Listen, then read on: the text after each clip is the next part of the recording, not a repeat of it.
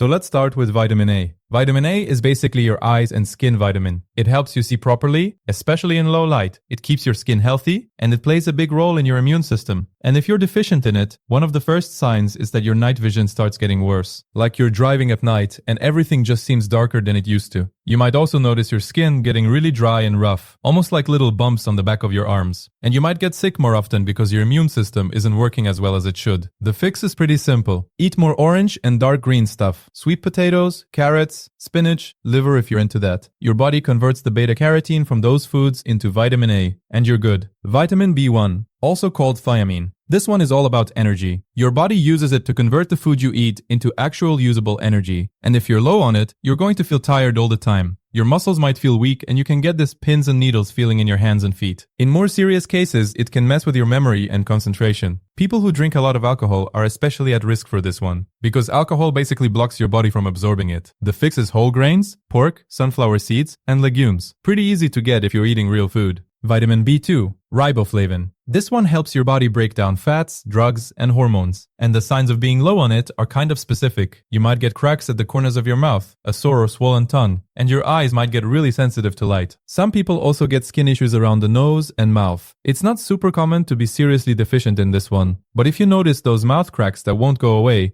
B2 might be your problem. Eggs, dairy, lean meats, and almonds will sort you out. Vitamin B3, niacin. This one helps with energy production and keeping your nervous system working properly. And the deficiency in B3 is actually pretty nasty. You can get something called pellagra, which causes the 3Ds, dermatitis, which is inflamed flaky skin, diarrhea, and dementia. Obviously, that's the extreme end, but even mild deficiency can show up as fatigue, headaches, and skin that gets irritated really easily in the sun. Chicken, tuna, turkey, and mushrooms are all loaded with it. Vitamin B6. This one is involved in like over 100 enzyme reactions in your body. It helps make neurotransmitters like serotonin and dopamine, so it literally affects your mood. If you're deficient, you might feel more anxious or depressed than usual. Your lips might crack, you could get a swollen tongue, and your immune system weakens. People on certain medications and older adults are more at risk. Chickpeas, bananas, potatoes, and poultry are your best sources. Vitamin B9, also known as folate, and this is a huge one, especially for women who are pregnant or planning to be. Folate helps your body make new cells and is critical for DNA synthesis. If you're low on it, you might feel unusually tired, get mouth sores, and your skin might look kind of pale. In pregnancy, a folate deficiency can cause serious neural tube defects in the baby. Dark leafy greens, beans, lentils, and citrus fruits are the way to go. A lot of grain products are also fortified with folic acid, which is the synthetic version. Vitamin B12, and this is one of the most common deficiencies out there, especially if you're vegan or vegetarian. B12 is essential for your nervous system and for making red blood cells, and if you're low on it, you're going to feel exhausted, you might get tingling or numbness in your hands and feet, your balance might feel off, and you can get brain fog where you just can't think clearly. Some people also get a pale or yellowish tint to their skin. The tricky thing about B12 is that it's only found naturally in animal products: meat, fish, eggs, dairy. So if you don't eat those, you pretty much have to supplement. And even some people who eat meat can be deficient because their gut doesn't absorb it well, especially as they get older. Vitamin C. Everybody knows this one. It's the immune system vitamin, but it also helps your body make collagen, which is the protein that holds your skin, joints, and blood vessels together. If you're deficient, you'll bruise really easily, your gums might bleed when you brush your teeth, cuts and wounds will take forever to heal, and your skin will look dry and rough. In extreme cases, you get scurvy, which is what sailors used to get. But you don't need to go that far to feel the effects. Citrus fruits, bell peppers, strawberries, broccoli, and kiwi are all packed with it. Pretty hard to be deficient if you eat any fruits or vegetables at all. Vitamin D. And this might be the single most common deficiency in the world. Your body makes vitamin D when sunlight hits your skin, but most people don't get nearly enough sun, especially if you live somewhere with actual winters. Vitamin D helps your body absorb calcium, supports your immune system, and affects your mood. If you're low on it, you might feel tired all the time, your bones and muscles might ache, you could get sick more often, and your mood might just feel off, especially in winter. Some studies have linked low vitamin D to depression. The best source is just getting outside in the sun for 15 to 20 minutes a day. But if that's not realistic, fatty fish like salmon and mackerel help. And honestly, most people should just take a vitamin D supplement, especially in winter. It's one of the few supplements I think is actually worth it for most people. Vitamin E. This is an antioxidant that protects your cells from damage. It also helps your immune system and keeps your skin healthy. Deficiency is pretty rare if you eat a normal diet, but when it does happen, you might notice muscle weakness, vision problems, and a weakened immune system. Some people with digestive issues that affect fat absorption can become deficient because vitamin E is fat soluble. Nuts, seeds, spinach, and avocado are your best sources. If you're eating those somewhat regularly, you're probably fine. Vitamin K. And there are actually two types. K1 helps your blood clot properly, and K2 helps direct calcium to your bones instead of your arteries, which is kind of a big deal. If you're low on vitamin K, you might notice you bruise super easily and cuts bleed for longer than they should. K1 is in dark leafy greens like kale, spinach, and broccoli. K2 is in fermented foods like natto, sauerkraut, and also in egg yolks and some cheeses. Most people get enough K1, but K2 is the one a lot of people are actually low on without knowing it. Now let me quickly tell you about my cookbook with 102 healthy recipes, which is currently 30% off. A lot of these recipes are packed with the exact vitamins and minerals we're talking about right now. First link in the description. Now let's get into the minerals. And we'll start with iron, because it's one of the most common mineral deficiencies, especially in women. Iron helps carry oxygen in your blood, and when you're low on it, you feel absolutely exhausted, like a tiredness that sleep doesn't fix. You might also look pale, feel dizzy, get headaches, and notice that you're short of breath doing things that normally wouldn't bother you. Your nails might get brittle or even spoon-shaped, which is a weird one, but it's actually a classic sign. Red meat is the best source because it has heme iron, which your body absorbs really well, but you can also get it from spinach, lentils, and beans. Just know that plant-based iron isn't absorbed as easily. Eating it with vitamin C helps though. Calcium. Everyone knows this one is for bones and teeth, but it also helps your muscles contract and your nerves send signals. If you're deficient, you might get muscle cramps, tingling in your fingers, and over time your bones get weaker, which puts you at risk for osteoporosis. And the scary thing is, you won't really feel your bones getting weaker until something breaks. Dairy is the obvious source. Milk, cheese, yogurt. But you can also get it from sardines, broccoli, kale, and fortified plant milks. If you don't eat dairy, you need to be intentional about this. 1. Magnesium. And I feel like this is one of the most underrated minerals. Magnesium is involved in over 300 biochemical reactions in your body. It helps with muscle function, sleep, stress, blood sugar, and blood pressure. And a lot of people are deficient without knowing it. Signs include muscle cramps, especially at night, trouble sleeping, feeling anxious or on edge, eye twitching, and headaches. The reason so many people are low on it is because modern farming has depleted a lot of magnesium from the soil. So even if you eat well, you might not be getting enough. Dark chocolate, nuts, seeds, avocados, and leafy greens are good sources, but honestly, magnesium is another one where supplementing might be worth it for a lot of people. Magnesium glycinate before bed is a popular one for sleep. Zinc. This mineral is huge for your immune system, wound healing, and your sense of taste and smell. If you're low on zinc, you might get sick more often, wounds might heal slowly, and food might start tasting kind of bland or off. You might also notice more hair loss than usual, and skin issues like acne. Red meat, shellfish, especially oysters, chickpeas, and pumpkin seeds are your best sources. Fun fact, if you've ever been sick and everything tasted weird, part of that might have been your zinc levels dropping. Potassium. This one works closely with sodium to regulate fluid balance, muscle contractions, and nerve signals. And most people don't get enough of it. If you're deficient, you might feel weak and fatigued, get muscle cramps, feel bloated, and in more serious cases, it can cause an irregular heartbeat. Bananas get all the credit for potassium, but honestly, potatoes, sweet potatoes, spinach, and avocados actually have more. If you eat a lot of processed food and not a lot of whole foods, there's a decent chance your potassium is low. Sodium. And I know everyone says sodium is bad, but you actually need it. It helps regulate fluids, nerve function, and muscle contractions. Deficiency is less common because it's in everything, but it can happen if you sweat a lot, drink too much water without replacing electrolytes, or eat an extremely low sodium diet. Signs include headaches, nausea, confusion, muscle cramps, and fatigue. Most people don't need to worry about getting enough sodium, but if you're very active and sweating a lot, keep it in mind. Iodine. Your thyroid needs iodine to make hormones that regulate your metabolism. If you're deficient, your thyroid can't do its job properly, and you might gain weight, feel cold all the time, feel tired. And notice your hair thinning. In severe cases, your thyroid can actually swell up into what's called a goiter, which is a visible lump on your neck. Iodized salt was literally invented to solve this problem, and it worked. So if you use iodized salt, you're probably fine. Seaweed, fish, dairy, and eggs are also good sources. But if you've switched to sea salt or pink Himalayan salt exclusively, you might actually be missing out on iodine, because those aren't iodized. Selenium. This one works as an antioxidant and is important for thyroid function and your immune system. Deficiency can cause fatigue, brain fog, weakened immunity, and thyroid issues. The easiest fix in the world is Brazil nuts. Like literally 2 Brazil nuts a day gives you more than enough selenium. You can also get it from fish, eggs, and sunflower seeds. But the Brazil nut thing is kind of insane because no other food comes close to how much selenium they have per serving. Chromium. This mineral helps regulate blood sugar by making insulin work more effectively. If you're low on it, you might notice blood sugar swings, sugar cravings, and feeling tired after meals. It's found in broccoli, grape juice, whole grains, and meat. Deficiency isn't super common, but it's worth knowing about if you constantly crave sugar and can't figure out why. And phosphorus. This one works with calcium to build strong bones and teeth, and it helps your body make energy and repair cells. Deficiency is pretty rare because it's in a ton of foods, but when it happens, you might feel weak, have bone pain, and lose your appetite. Meat, dairy, nuts, beans, and whole grains all have plenty of it. If you eat a somewhat normal diet, you're almost certainly getting enough. Knowing whether your body is actually healthy or slowly declining is one of the most important things you can figure out,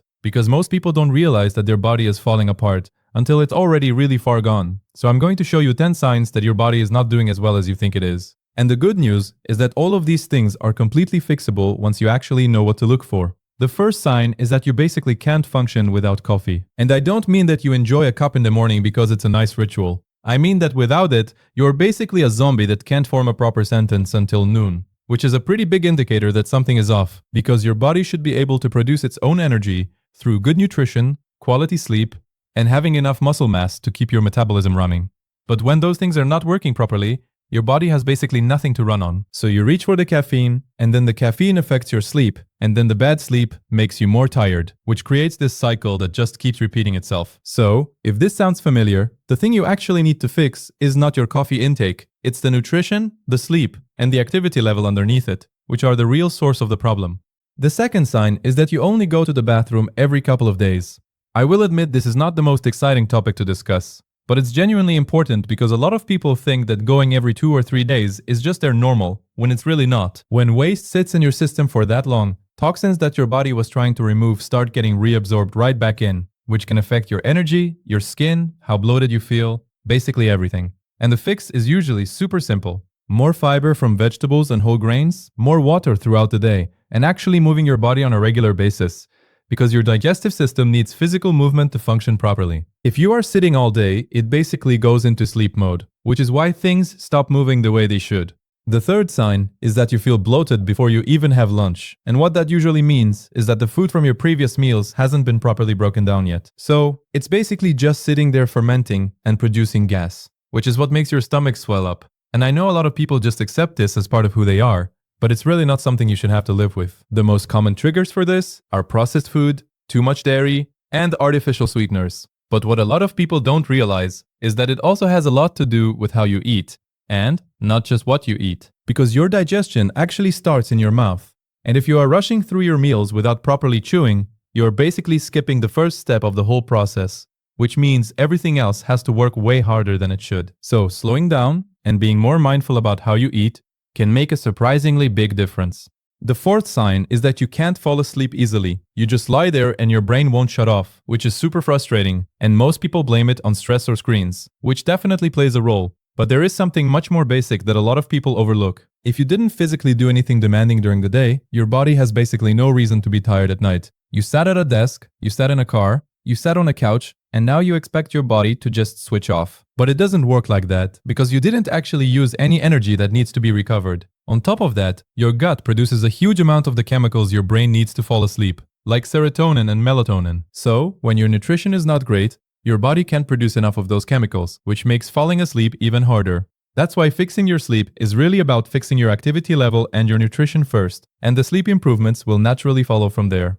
The fifth sign is that your breath is bad even after brushing your teeth. And I'm not talking about morning breath because that's totally normal. I'm talking about the kind that just lingers no matter what you do, which can be really confusing because you feel like you are doing everything right with your dental hygiene, but nothing seems to work. And the reason for that is because the smell is usually not coming from your mouth at all. It's coming from deeper inside your digestive system.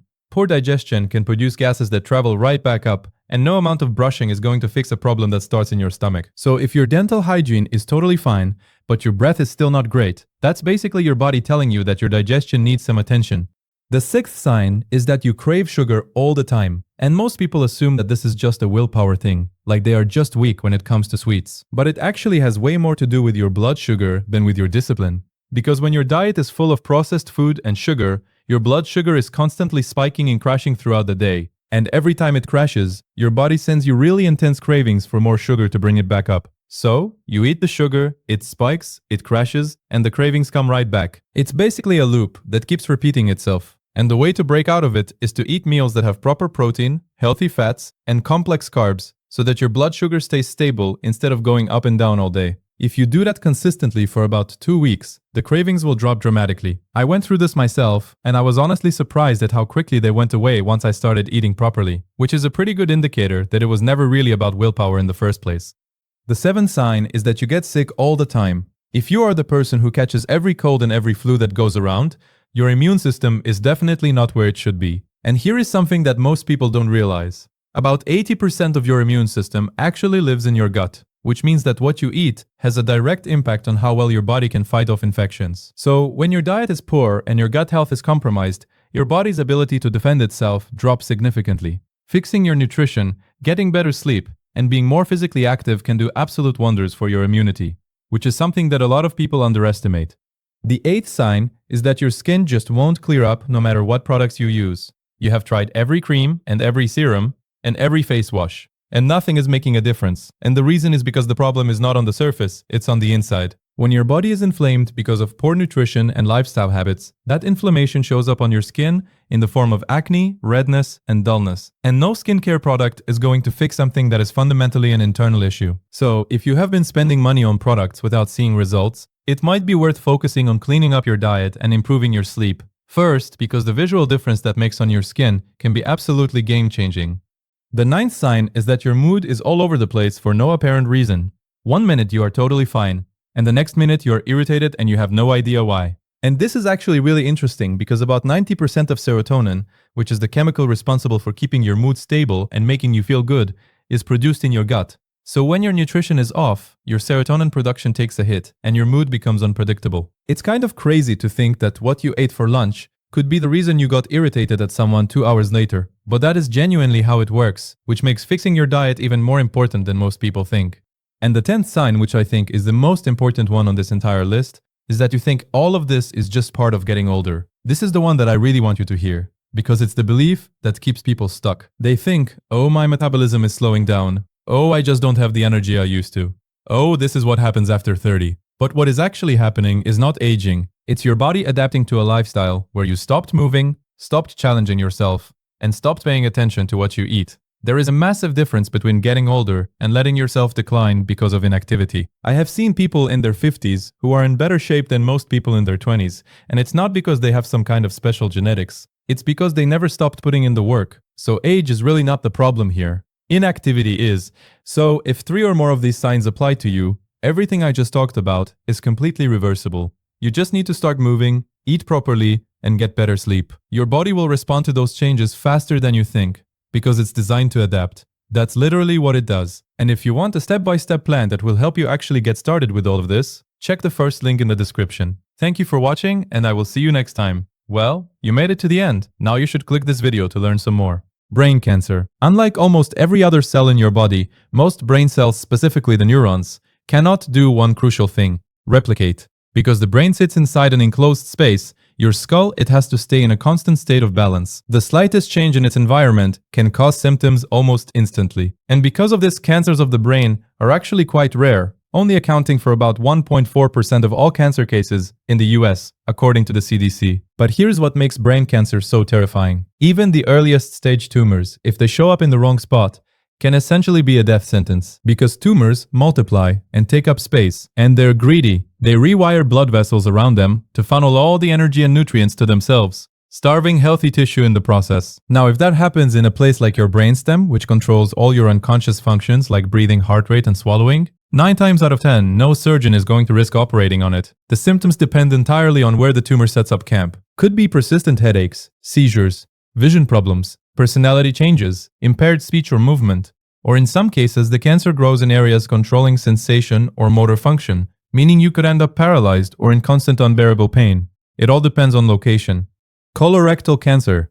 This one starts in the colon or rectum, and it's the third most common cancer worldwide. About 1 in 23 people will develop it at some point in their lifetime. And the frustrating thing about colorectal cancer is that it's one of the most preventable and most detectable cancers out there, but people avoid getting screened because the test is uncomfortable. The cancer usually starts as small benign growths called polyps on the inner lining of the colon or rectum. These polyps are completely harmless at first, but over time, sometimes over 10 to 15 years, some of them can turn cancerous. That's why colonoscopies exist. They find the polyps and remove them before they ever become a problem. But if nobody looks, they just keep growing. As the cancer develops, symptoms include changes in bowel habits that don't go away, like persistent diarrhea or constipation, blood in the stool, which people often mistake for hemorrhoids and ignore, cramping, unexplained weight loss, and constant fatigue because the tumor is slowly bleeding into the bowel and you're losing iron without realizing it. Risk factors include a diet high in processed meat and low in fiber, obesity, smoking, heavy alcohol use, and family history. Treatment usually involves surgery to remove the affected section of the colon, followed by chemotherapy if it's spread to lymph nodes. When caught early, the 5-year survival rate is over 90%. When caught late, it drops dramatically. Get screened.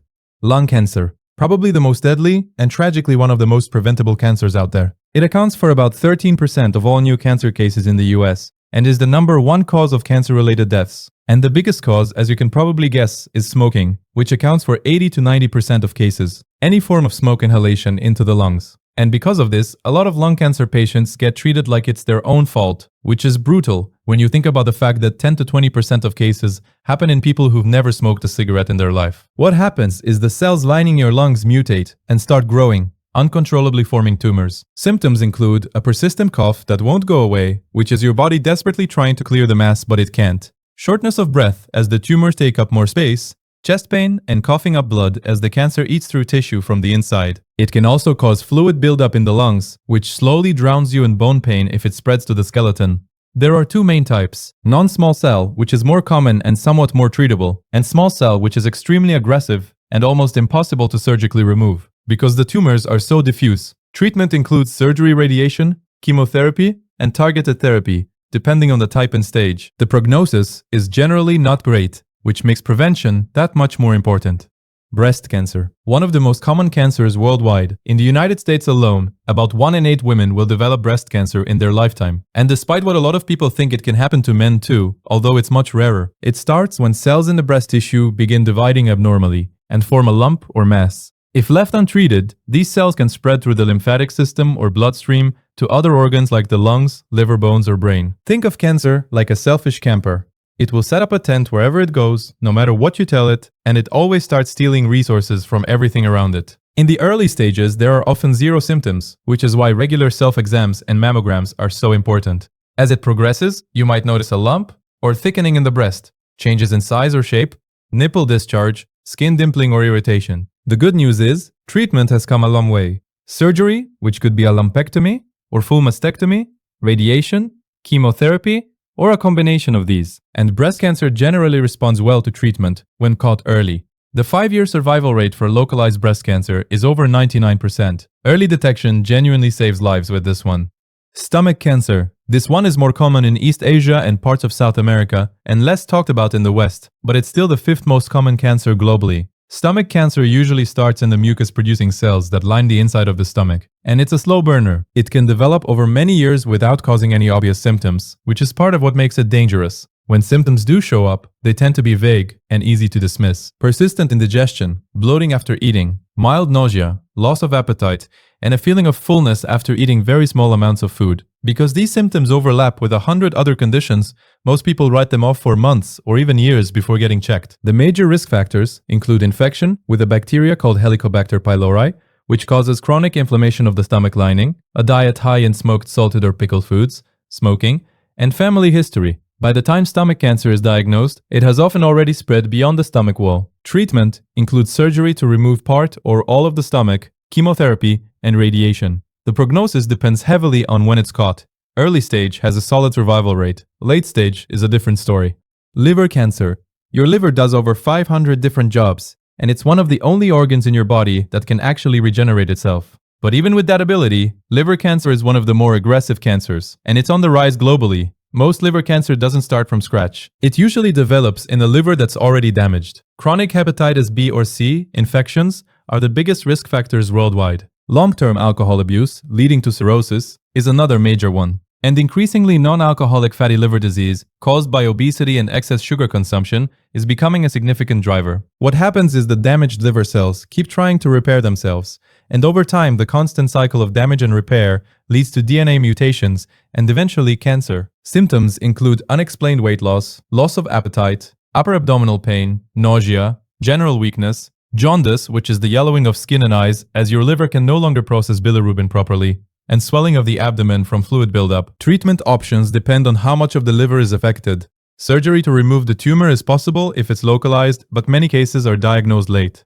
Liver transplant is an option in some cases. Chemotherapy and targeted therapy are also used, but the overall prognosis for advanced liver cancer remains poor.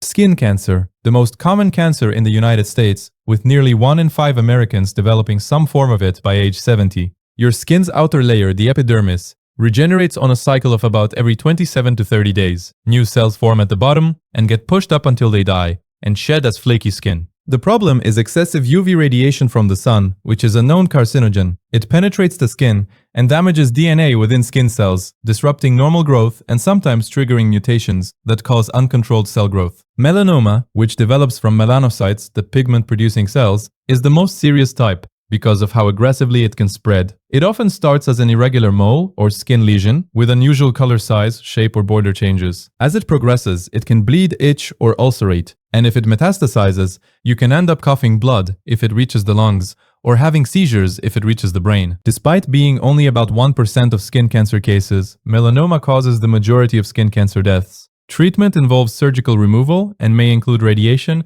chemotherapy, or immunotherapy depending on stage. And the wildest part is that for literally less than $10 worth of sunscreen, you can dramatically reduce your risk. People still don't use it. Now, quick pause because I know this is heavy content. If you want to take control of what you're putting into your body, I put together a cookbook with over 100 healthy recipes. Simple, cheap, real food, no weird ingredients, no complicated steps. It's 30% off right now, first link in the description. Whether you're trying to reduce your cancer risk through diet or just want to eat better in general, this is the easiest place to start. Go grab it. Prostate cancer. Basically the male equivalent of breast cancer in terms of how common it is. About 1 in 8 men will be diagnosed with prostate cancer during their lifetime. It starts in the prostate gland, which is this small walnut-shaped gland that only biological men have. It's part of the reproductive system, and its job is producing seminal fluid that keeps sperm alive during their journey. In its early stages, prostate cancer usually has 0 symptoms. As it grows and starts pressing toward the bladder, and the male bladder is incredibly sensitive to pressure, you start getting issues like needing to urinate more often, difficulty starting or stopping flow, a weak or interrupted stream especially at night. Later symptoms can include blood in the urine, or semen as the cancer breaches the urethral walls, and erectile dysfunction because the nerves going to the penis run right around the prostate. The good news is that many prostate cancers grow very slowly, and some low-risk cases are just monitored through active surveillance, without immediate treatment. When treatment is needed, it includes surgery to remove the prostate, radiation therapy, hormone therapy, or a combination. The survival rate for localized prostate cancer is extremely high. Pancreatic cancer. The pancreas sits behind your stomach and does 2 critical jobs. It makes digestive enzymes that break down food, and it produces insulin and glucagon, which regulate blood sugar. When cancer develops here, usually due to a combination of genetics, lifestyle, and sometimes just terrible luck, it disrupts everything. And the defining feature of pancreatic cancer is the pain. As the tumor grows, it puts intense pressure on the surrounding nerves and organs, causing excruciating abdominal and back pain that most patients describe as dull, constant, and radiating. But it gets worse. The cancer can cause the pancreas to release digestive enzymes into itself. The organ literally starts digesting itself. And as you can imagine, that process is incredibly painful. Even with strong medication, many patients experience breakthrough pain that is severe and debilitating. Other symptoms include unexplained weight loss because the tumor is hoarding nutrients, jaundice from blockages in the ducts, and constant nausea and vomiting as your blood fills with toxic substances from the destroyed pancreas and your body desperately tries to purge them. Treatment can include surgery to remove the tumor if it's operable, chemotherapy, and targeted therapy, but pancreatic cancer is almost always diagnosed at an advanced stage because the symptoms take so long to appear. The 5-year survival rate is around 10%, which makes it one of the deadliest cancers. Leukemia cancer. This one hits different because it's the most common childhood cancer, accounting for about 28% of all cancers in children under 15. Unlike most cancers, leukemia doesn't form solid tumors. It attacks the blood-forming tissues, mainly the bone marrow and the lymphatic system. It starts when blood cells pick up DNA mutations that make them grow and divide uncontrollably. The two main types in children are acute lymphoblastic leukemia, ALL, which makes up about 75% of childhood cases, and typically hits kids between 2 and 8 years old, where the body overproduces immature white blood cells called lymphoblasts, at a rate it can't handle. And acute myeloid leukemia AML, which accounts for about 20% and involves immature myeloid cells. What happens is the abnormal cells flood the bone marrow and crowd out normal blood cell production. This leads to fatigue because you're not making enough red blood cells, easy bruising and bleeding because platelets are low, frequent infections because your functional white blood cells are being outnumbered, and severe bone and joint pain to the point where even young children need painkillers like morphine just to take the edge off. Treatment is aggressive chemotherapy so intensive that most children lose their hair. Sometimes it's combined with radiation or stem cell transplants. The goal is to wipe out the leukemia cells and let normal blood production resume. Modern treatments have pushed the 5-year survival rate for childhood all to around 90%. AML sits at about 65%, still a long way to go, but those numbers were much worse a few decades ago. Thyroid cancer. Most people don't even know what this organ does, but this butterfly-shaped gland at the base of your neck is responsible for regulating your mood, metabolism, and growth. Thyroid cancer is relatively uncommon, accounting for about 3% of new cases in the US, but its incidence has been rising in recent years.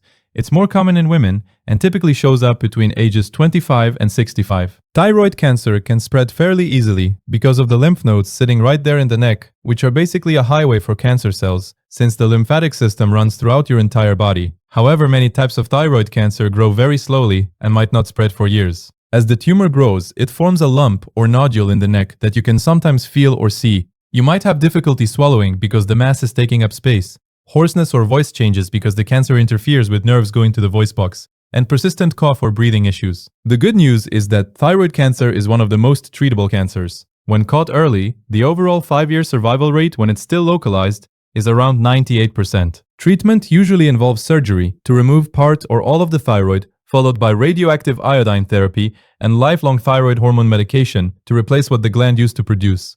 Cervical cancer. This is one of the most preventable cancers in existence, and the fact that women still die from it is genuinely tragic. Cervical cancer starts in the cells of the cervix, which is the lower part of the uterus that connects to the vagina.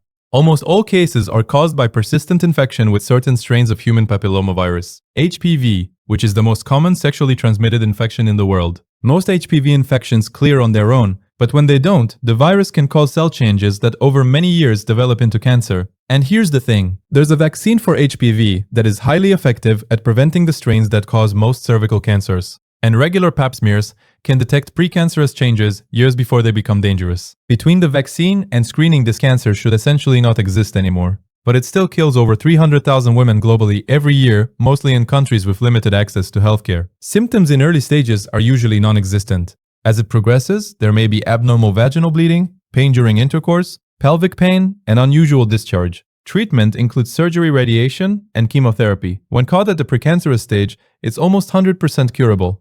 Bladder cancer. About 3 times more common in men than women, and the 4th most common cancer in men overall. The bladder is a hollow muscular organ that stores urine until you're ready to go. Cancer usually starts in the urothelial cells that line the inside of the bladder. The biggest risk factor is smoking, which accounts for about half of all bladder cancer cases, because the chemicals from cigarettes get filtered by your kidneys and concentrated in your urine, where they sit in direct contact with the bladder lining for hours. Occupational exposure to certain chemicals found in industries, like dye manufacturing, rubber textiles, and paint, is another significant risk factor.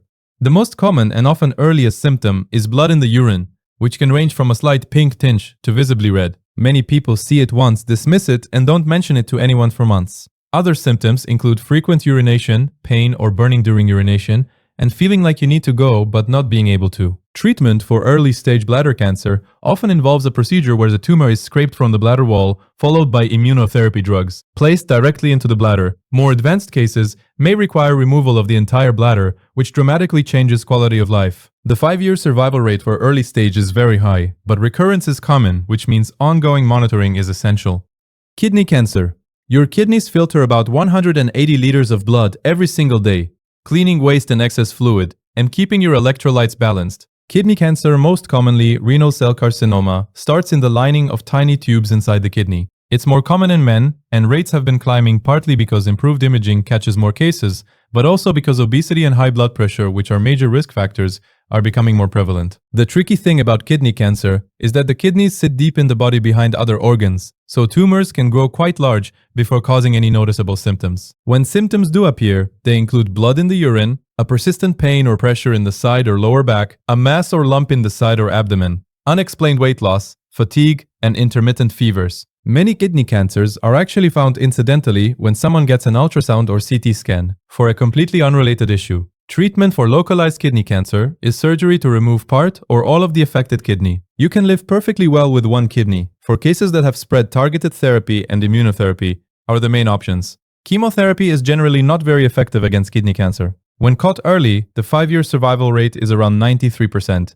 I feel like the thing that strikes you after going through all of these is that so many cancers share the same risk factors: smoking, excess alcohol, obesity, ultra-processed diets, chronic inflammation, not getting screened when you should. You can't control your genetics, but you can control a massive chunk of your risk just by how you live. And the other thing is early detection. Almost every cancer on this list has a dramatically better outcome when it's caught early. Don't ignore symptoms that stick around. Don't avoid screenings because they're awkward. The 5 minutes of discomfort is nothing compared to what happens when something gets found too late. Alright, so you went out with your friends and you ended up at McDonald's, or Chick-fil-A, or Taco Bell, whatever. Point is, you're standing in line looking at the menu and you're thinking, well, my diet is ruined. Might as well just order whatever I want and start again on Monday. No, stop that. That's exactly how you end up starting again on Monday, every single week for the rest of your life. You don't need to start again on Monday. You just need to not be stupid about what you order right now. And honestly, it's not even that hard. You just don't know what to look for yet, but that's why I'm here. So let me walk you through this. McDonald's. You walk in. Your friend orders a Big Mac, large fries, large Coke. Classic. That's 1,320 calories. 550 from the Big Mac, 480 from the fries, 290 from the Coke. And by the way, a good chunk of that Big Mac is just the sauce. That sauce alone is like 70 calories of fat sitting on top of your burger, doing absolutely nothing for you. Now, I'm not telling you to sit there and eat a salad while your friend eats a Big Mac. That's miserable. Nobody wants to be that person. Instead, just get 2 regular hamburgers. Each one is 250 calories, 12 grams of protein. That's 2 burgers, 500 calories, 24 grams of protein. You are literally eating more items than your friend, and you're consuming less than half the calories. No weird sauce, no extra bun in the middle, just 2 simple burgers. Get a Diet Coke, skip the fries, or get that little side salad if you want something extra. Done. 535 calories. Your friend is at 1,320. You both ate at McDonald's. You both had burgers. One of you just made a smarter choice. That's it. It's not more complicated than that. Chick-fil-A is where people really fool themselves. Oh, it's chicken. It must be fine. Brother, a deluxe sandwich there is 500 calories with 22 grams of fat. That's not light. But okay, the sandwich itself isn't even the biggest problem. The problem is those little sauce containers. You know the Chick-fil-A sauce? The one you grab like 3 of without even thinking? Each one is 140 calories. Basically all fat. So you just casually grabbed 420 calories of dipping sauce. You didn't even register it as food. Your brain didn't count it, but your body did. So what do? Get the grilled nuggets. 12 count. 200 calories, 38 grams of protein. That's almost 40 grams of protein for 200 calories at a fast food place. That's better than most meals people make at home. Now dip them in buffalo sauce at 10 calories instead of that 140 calorie Chick-fil-A sauce. You save 130 calories per packet, and the buffalo actually has a kick to it. If you want something on the side, chicken noodle soup, 170 calories, 11 grams of protein. Whole meal is 380 calories, 49 grams of protein. You just ate a high-protein meal at Chick-fil-A for less calories than most people's sauce collection. Taco Bell. Listen to me. Taco Bell is actually incredible if you know what to ask for. There's this thing called fresco style. You just say it when you order, and they swap out the cheese and the creamy stuff for pico de gallo. Fresh tomatoes, onions, cilantro. Basically 0 calories. A chicken soft taco fresco style is 150 calories with 11 grams of protein. Get 3. That's 450 calories, 33 grams of protein. You ate 3 tacos. 3. And you're still completely on track. Without fresco style, the cheese and sour cream on each taco add 50 to 70 extra calories. Doesn't sound like much until you multiply it across 3 tacos, and suddenly you added 200 calories from stuff you didn't even taste because it got lost under all the other flavors anyway. The Power Menu Bowl is also solid if you tell them no sour cream, no guac. Those two together are 130 calories that give you 0 protein. just extra fat. Get salsa instead, 15 calories. You will not miss them, I promise you. Subway. Here's where most people think they're being healthy, and they're actually not. Because they build this beautiful looking sandwich and then they hit it with mayo. Just mayo alone adds about 200 calories to a sandwich. 200 from a spread that you can't even really taste once everything else is on there. Switch to mustard, 0 calories. You literally cannot taste the difference once you have all the veggies and the meat on there. I'm serious. Try it once and you'll never go back. Get a 6-inch turkey breast on wheat. Load it up with every vegetable behind the glass. Spinach, tomato, onion, peppers, cucumber, banana peppers, everything. More vegetables means more volume, which means you feel more full. And all those vegetables together add maybe 10 calories. Maybe. The whole sandwich is 280 calories, 18 grams of protein. If turkey isn't enough for you, grilled chicken is 320 calories with 23 grams of protein. And stay away from the oil. People drizzle that oil thinking it's the lighter option compared to mayo. It's not. Oil is pure fat. At least with vinegar alone, you get flavor without the calories. Chipotle. Okay, chipotle can be amazing, or it can be a complete catastrophe. And it all comes down to like 4 decisions you make in the span of 30 seconds while you're standing in that line. Decision 1. Bowl or burrito. The tortilla on a burrito is 320 calories, just the wrap. Before you put anything in it, you're paying 320 calories for a vehicle to hold your food. Get a bowl. Same food, no tortilla, 320 calories saved. Done. Decision 2. Cheese, sour cream, guac. Cheese is 110. Sour cream is 110. Guac is 230. Together, that's 450 calories of toppings, none of which have meaningful protein. You are spending 450 calories on toppings that don't help you build muscle and honestly don't even fill you up. You could skip all 3 and get the green tomatillo salsa at 15 calories and you would enjoy the bowl just as much. Maybe even more because you can actually taste the chicken now. So, chicken, black beans, fajita veggies, tomato salsa, lettuce. That's around 400 calories with over 40 grams of protein. If you really need cheese, fine, add it. You're at 510. That's still half of what the loaded burrito would have been. You went from 1,400 calories to 510 by making 4 small decisions in 30 seconds. That's how easy this is. Wendy's. Most people order a Baconator. 940 calories, 62 grams of fat. I don't even know what else to say about that. It's like eating 3 meals in one sandwich. And then people put ranch on it. Ranch is another 100 plus calories per packet. At that point, just eat whatever you want, because you clearly don't care. But if you do care, here's what actually works. Junior hamburger, 250 calories, 13 grams of protein. Small chili, 170 calories, 15 grams of protein. Total, 420 calories, 28 grams of protein. You just had a burger and a chili. That's a proper meal. That fills you up.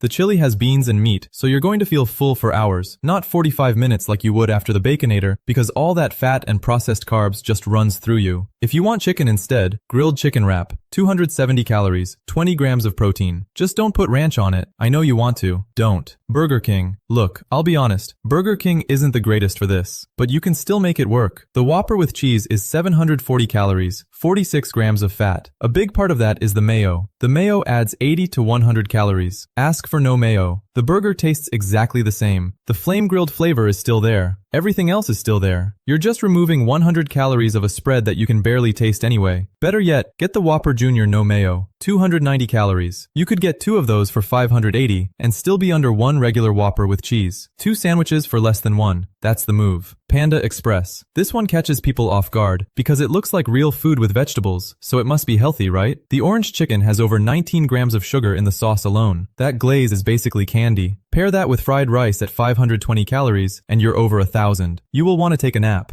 Instead, grilled teriyaki chicken, 300 calories, 36 grams of protein, super greens on the side, 90 calories. Total, 390 calories. You cut the meal in half and you tripled the protein. The teriyaki chicken is actually good. You're not eating boiled sadness. You're eating real food that happens to also be a smart choice. Popeyes. This might be the best one on the whole list. They have these blackened chicken tenders, 3 pieces, 170 calories, 26 grams of protein, 2 grams of fat, 2 grams. That's nothing. That's basically air. The regular fried tenders, 445 calories. Same chicken, one is breaded and deep fried, one is seasoned and blackened. Now, do not go and ruin this by dipping them in some creamy sauce because those little sauce cups are 100 to 150 calories each. Hot sauce. Use hot sauce. It goes perfectly with the blackened seasoning and it's basically free. 3. Get green beans on the side at 40 calories instead of fries at 260. Your whole meal is 210 calories with almost 30 grams of protein. 210 calories for a full meal. At Popeyes, meanwhile, someone else in the same drive-thru just ordered the fried chicken sandwich at over 700 calories. Same restaurant, different outcome entirely. Last thing, drinks. I need you to hear this because one drink can undo every single smart choice you just made. A large soda is 250 to 400 calories of sugar. It doesn't fill you up even a little bit. Sweet tea, 220 calories. Lemonade, 300 plus. Even the smoothies that sound healthy are 300 to 500. Just get water, or diet soda, or unsweetened tea. That's it. If you eat fast food 3 times a week and just drop the sugary drink, that's 750 to 1,200 fewer calories per week from one change. That alone can be a pound of fat every few weeks without touching your food order at all. So that's it. You don't need to avoid fast food. You just need to stop ordering on autopilot. Watch the sauces, watch the drinks, pick grilled when you can, and stop pretending like cheese, sour cream, and ranch don't count, because they absolutely do. You now know what to order at every major chain. So next time your friends want to go out, just go. Enjoy yourself. Eat. Just be smart about it. It's not complicated. I just showed you. Thanks for watching. Share this with someone who needs it. I'll see you in the next one. Saturated fat. Saturated fat is probably the most controversial fat on this list.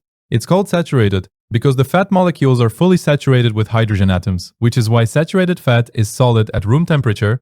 Think butter, cheese, red meat, coconut oil, whole milk. For decades, saturated fat was considered the enemy. The idea was that eating saturated fat raises your cholesterol, which clogs your arteries, which gives you heart disease. And for a long time, that was the accepted science. Entire governments built their dietary guidelines around it. That's why low-fat everything became so popular in the 80s and 90s. But in recent years, the research has gotten a lot more complicated. Some studies have found that saturated fat does raise LDL cholesterol, which is the bad kind. But other studies have found that not all LDL particles are the same. There are small, dense LDL particles, which are the dangerous ones, and large buoyant LDL particles, which are less harmful. And saturated fat tends to increase the large buoyant kind, so the picture is not as simple as saturated fat equals heart disease. That said, most major health organizations still recommend limiting your saturated fat intake to about 10% of your daily calories. So if you eat 2,000 calories a day, that's about 22 grams. You will find saturated fat in butter, cheese, red meat, full-fat dairy, coconut oil, and palm oil. It's not something you need to be terrified of, but it is something worth keeping an eye on.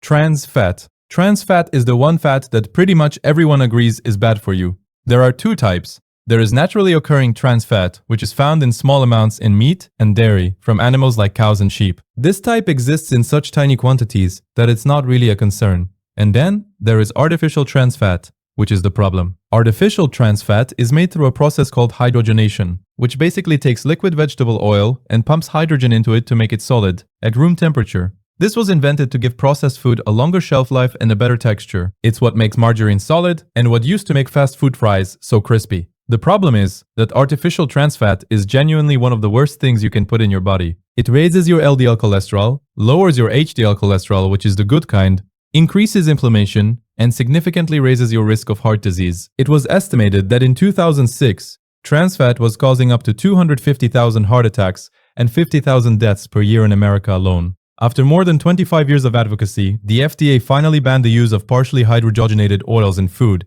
in 2018. So artificial trans fat is mostly gone from the American food supply at this point.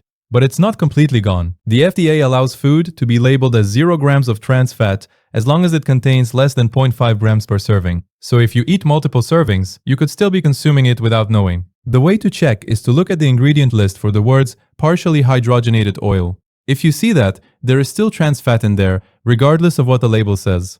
Monounsaturated fat. Monounsaturated fat is one of the good ones. It's called monounsaturated because the fat molecule has one unsaturated carbon bond, which is why it's liquid at room temperature. Olive oil is the most famous source of monounsaturated fat. If you have ever put olive oil in the fridge and watched it turn cloudy and thick, that's the monounsaturated fat solidifying. Other good sources include avocados, almonds, cashews, peanuts, and peanut butter. Monounsaturated fat has been linked to reduced LDL cholesterol, improved heart health, and better insulin sensitivity. It's a big part of why the Mediterranean diet is considered one of the healthiest diets in the world. Because the Mediterranean diet is built around olive oil, nuts, fish, and vegetables, which are all high in monounsaturated and polyunsaturated fats. There is not really any controversy around monounsaturated fat. Pretty much everyone agrees it's good for you. The main thing to be aware of is the quality of the source. Extra virgin olive oil that is cold pressed is very different from a cheap, highly refined olive oil that has been processed and mixed with other oils. So if you are going to use olive oil, spend the extra money and get the real stuff. But before we continue, let me super quickly show you my cookbook with 102 healthy recipes, which is currently 30% off. You can take a look by clicking the first link in the description. Alright, back to the fats. Polyunsaturated fat. Polyunsaturated fat is the other good fat. It's called polyunsaturated because the fat molecule has multiple unsaturated carbon bonds. It's always liquid at room temperature and stays liquid even when refrigerated. You will find polyunsaturated fat in things like fatty fish, walnuts, flax seeds, sunflower seeds, and vegetable oils. This is where it starts to get interesting though, because polyunsaturated fat is actually split into two main categories, omega-6 and omega-3. And the balance between those two matters a lot, which is why we need to talk about them separately. Omega-6. Omega-6 is an essential fatty acid, which means your body can't make it on its own, and you need to get it from food. It plays important roles in brain function, growth, and development. You will find it in things like soybean oil, corn oil, sunflower oil, safflower oil, and most seed oils. The problem with omega-6 is not that it's bad in itself. The problem is that modern diets contain way too much of it. Our ancestors ate omega-6 and omega-3 in roughly a 1-to-1 ratio, but the average Western diet today has a ratio of about 16-to-1 or even 20-to-1 in favor of omega-6. And the reason for that is seed oils, because seed oils are in basically everything. They are in your cooking oil, your salad dressing, your chips, your crackers, your fast food, your restaurant food. They are everywhere, and when you consume that much omega-6 relative to omega-3, it promotes chronic low-grade inflammation in your body, which has been linked to heart disease, obesity, autoimmune conditions, and a bunch of other health problems. So omega-6 is essential, and you do need it, but the amount that most people are getting through seed oils is way more than what your body is designed to handle. Omega-3. Omega-3 is the other essential fatty acid, and it's the one that most people are not getting enough of. There are three main types of omega-3.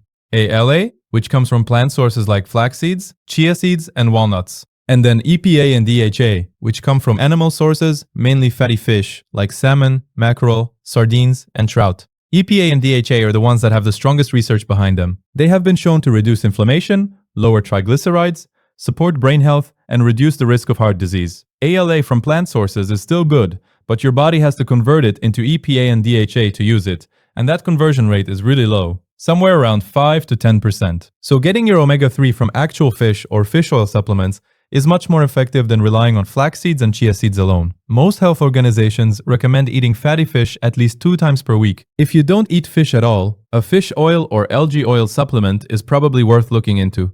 Omega-9. Omega-9 is a little different from omega-6 and omega-3 because it's not technically an essential fatty acid.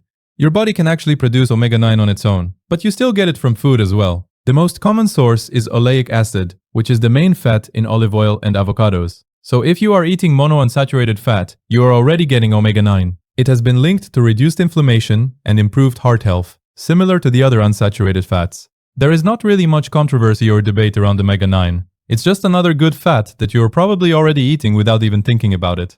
Medium-chain triglycerides. Medium-chain triglycerides, or MCTs, are a type of saturated fat that is metabolized differently than other fats. Most fats you eat are long-chain triglycerides, which have to go through a longer digestive process before your body can use them.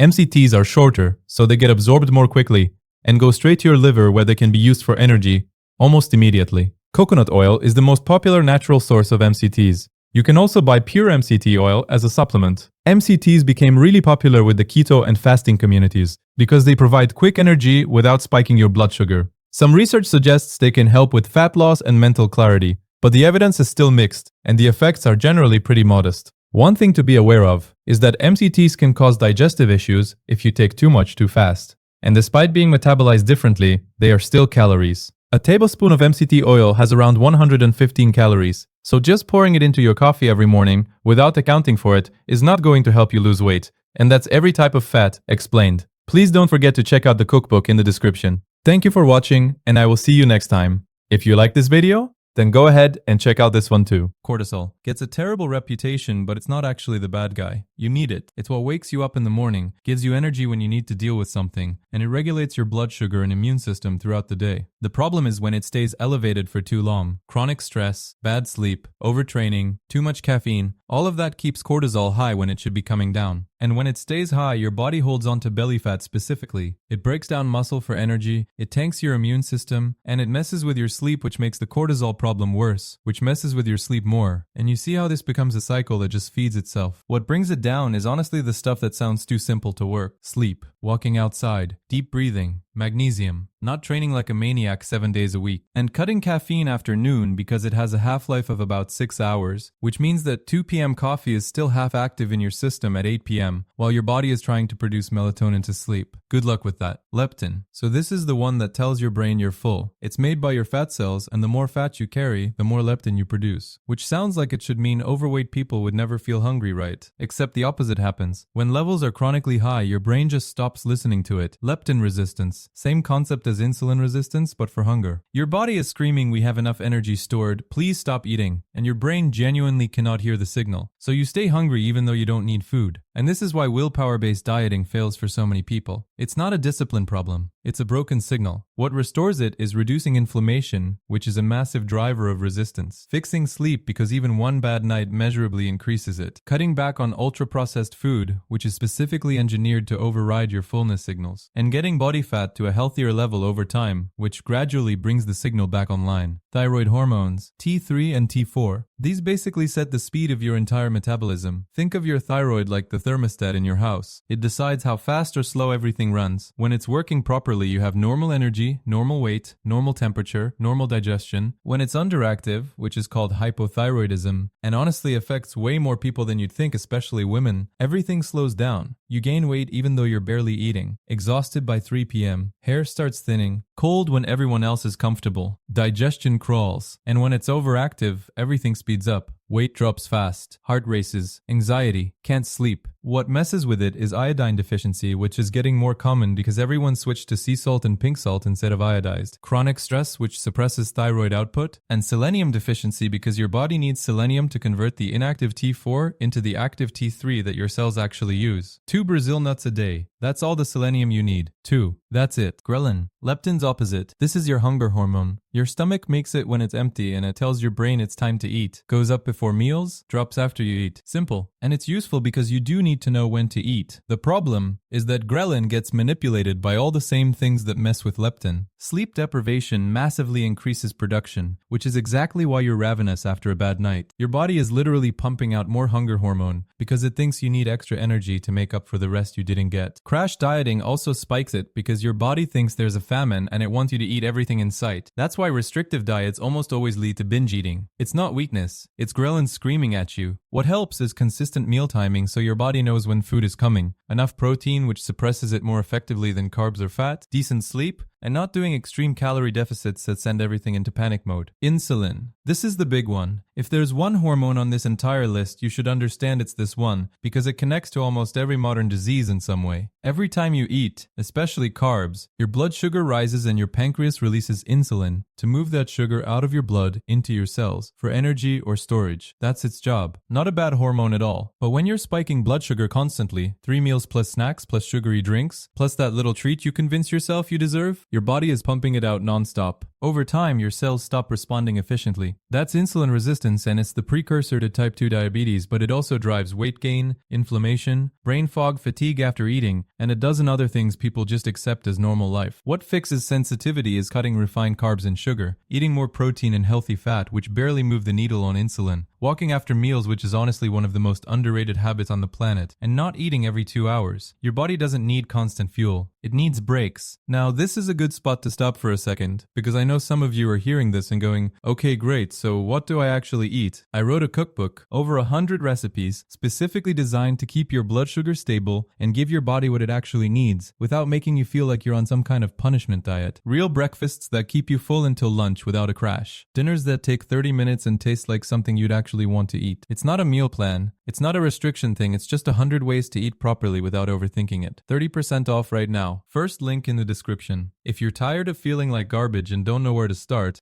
there. Testosterone. And before you tune out, this is not just a guy thing. Women have it too, and it matters for both. In men, it's the primary driver of muscle growth, bone density, energy, motivation, and sexual function. And low testosterone in men right now is at epidemic levels. It's dropping by about 1% per year across the entire male population. And the reasons include endocrine disruptors in plastic and food packaging, chronic sleep deprivation, obesity which converts testosterone into estrogen through an enzyme called aromatase, and just not moving enough. In women, smaller amounts support muscle maintenance, bone health, energy, and mood. What supports healthy levels in both is resistance training, which is the single most effective natural booster there is. Adequate sleep, especially deep sleep, which is when most of it gets produced. Zinc, which most people are mildly deficient in. Vitamin D. Healthy dietary fat, because your body literally makes testosterone from cholesterol. And managing body fat, because excess fat tissue converts it straight into estrogen. Estrogen. Primary female hormone, but men carry it too in smaller amounts. In women, it runs the menstrual cycle, supports bones, protects heart health, keeps skin elastic, and affects mood and cognition. When it's balanced, everything just works. When it's too high relative to progesterone, which is increasingly common and called estrogen dominance, you get weight gain around the hips, severe PMS, heavy painful periods, bloating, mood swings, and constant fatigue. And what drives dominance is fascinating, because so much of it is environmental. Xenoestrogens from plastic containers, BPA in can linings, pesticides on non-organic produce, parabens in skincare. All of these mimic estrogen in your body and pile onto the load. What helps is cruciferous vegetables like broccoli, cauliflower, and Brussels sprouts, which have a compound called DIM that helps metabolize excess estrogen, supporting your liver which clears it from your system, not heating food in plastic ever, and keeping your gut healthy because gut bacteria play a direct role in how estrogen gets processed. Growth hormone gets pumped out by your pituitary gland mainly while you sleep, especially during deep sleep cycles. It handles cell repair, muscle recovery, fat metabolism, and keeping your organs and tissues healthy. As a kid, it's what made you grow. As an adult, it's what keeps you recovering and functioning properly. And it declines with age, which is partly why recovery gets harder as you get older. But a lot of people speed that decline up by doing everything wrong at night. Eating late, which suppresses release, screens before bed, which reduce deep sleep quality, alcohol, which absolutely destroys your sleep architecture, even if you feel like you slept fine, and not exercising, which would otherwise trigger a big release. Both high intensity and resistance training stimulate it significantly. But the biggest natural boost is deep quality sleep, which honestly brings the whole thing full circle because almost every single hormone on this list ties back to sleep in some way. I feel like the thing nobody tells you about hormones is that they're all talking to each other constantly. Insulin affects cortisol. Cortisol affects thyroid. Thyroid affects everything. Leptin and ghrelin are in constant conversation. Testosterone and estrogen balance each other out. Growth hormone depends on sleep, which depends on cortisol, which depends on stress, which depends on how you eat and move and live. It's not one hormone going wrong, it's a whole chain. And when one link breaks, the whole thing starts to feel off, in ways you can't always explain. But the fix is almost always the same boring foundation. Sleep properly, eat real food, move your body, manage stress, stop eating garbage. Not a trendy answer, but it's the one that actually works, because your hormones don't care about trends, they care about the basics. Lactobacillus. Lactobacillus is probably the most well-known genus of gut bacteria, and for good reason. These are rod-shaped, gram-positive bacteria that produce lactic acid as their primary metabolic byproduct, which is how they got their name. They're found naturally in your small intestine and are one of the dominant bacterial groups in fermented foods like yogurt, kefir, sauerkraut, kimchi, and miso. In your gut, lactobacillus performs several critical functions. The lactic acid they produce lowers the pH of your intestinal environment, making it more acidic and therefore less hospitable to harmful pathogenic bacteria. They compete directly with pathogens for nutrients and attachment sites on your intestinal lining, essentially outmuscling the bad guys for real estate. They also stimulate the production of mucin, the protective mucus layer that coats your intestinal wall and acts as a physical barrier between bacteria and your bloodstream. Research has linked healthy lactobacillus populations to improved lactose digestion, reduced severity and duration of diarrhea, better management of irritable bowel syndrome symptoms, enhanced immune function, and even reductions in anxiety and depression through what's now called the gut-brain axis. Different species within the genus have different strengths. Lactobacillus rhamnosus is one of the most studied for immune support and preventing traveler's diarrhea. Lactobacillus acidophilus is particularly effective at breaking down lactose, and Lactobacillus plantarum has shown strong anti-inflammatory properties and may help reduce bloating and gas. Bacteroides. Bacteroides make up one of the largest groups of bacteria in your large intestine, often accounting for up to 30% of all gut bacteria by volume. They are gram-negative, obligate anaerobes, meaning they thrive in environments with zero oxygen, which is exactly what the deep colon provides. And what Bacteroides do better than almost any other group is break down complex carbohydrates. We're talking about plant fibers, starches, and polysaccharides that your own digestive enzymes cannot touch. Without Bacteroides, huge amounts of the plant-based food you eat would pass through you completely undigested. They possess an enormous number of genes dedicated to carbohydrate metabolism, more than almost any other gut bacteria, which allows them to dismantle complex plant molecules and convert them into short-chain fatty acids like propionate and acetate that your body can actually use for energy and immune regulation. Bacteroides are also deeply involved in bile acid metabolism. Your liver produces bile to help digest fat, and bacteroids modify those bile acids in ways that influence cholesterol levels, fat absorption, and even glucose metabolism. But the relationship is complicated. While a healthy population of Bacteroides is essential, certain species like Bacteroides fragilis can become pathogenic if they escape the gut and enter the bloodstream or abdominal cavity, causing serious infections and abscesses. The balance matters. In healthy individuals, Bacteroides are team players, but when the gut barrier is compromised, they can become opportunistic. Akkermansia mucinifera,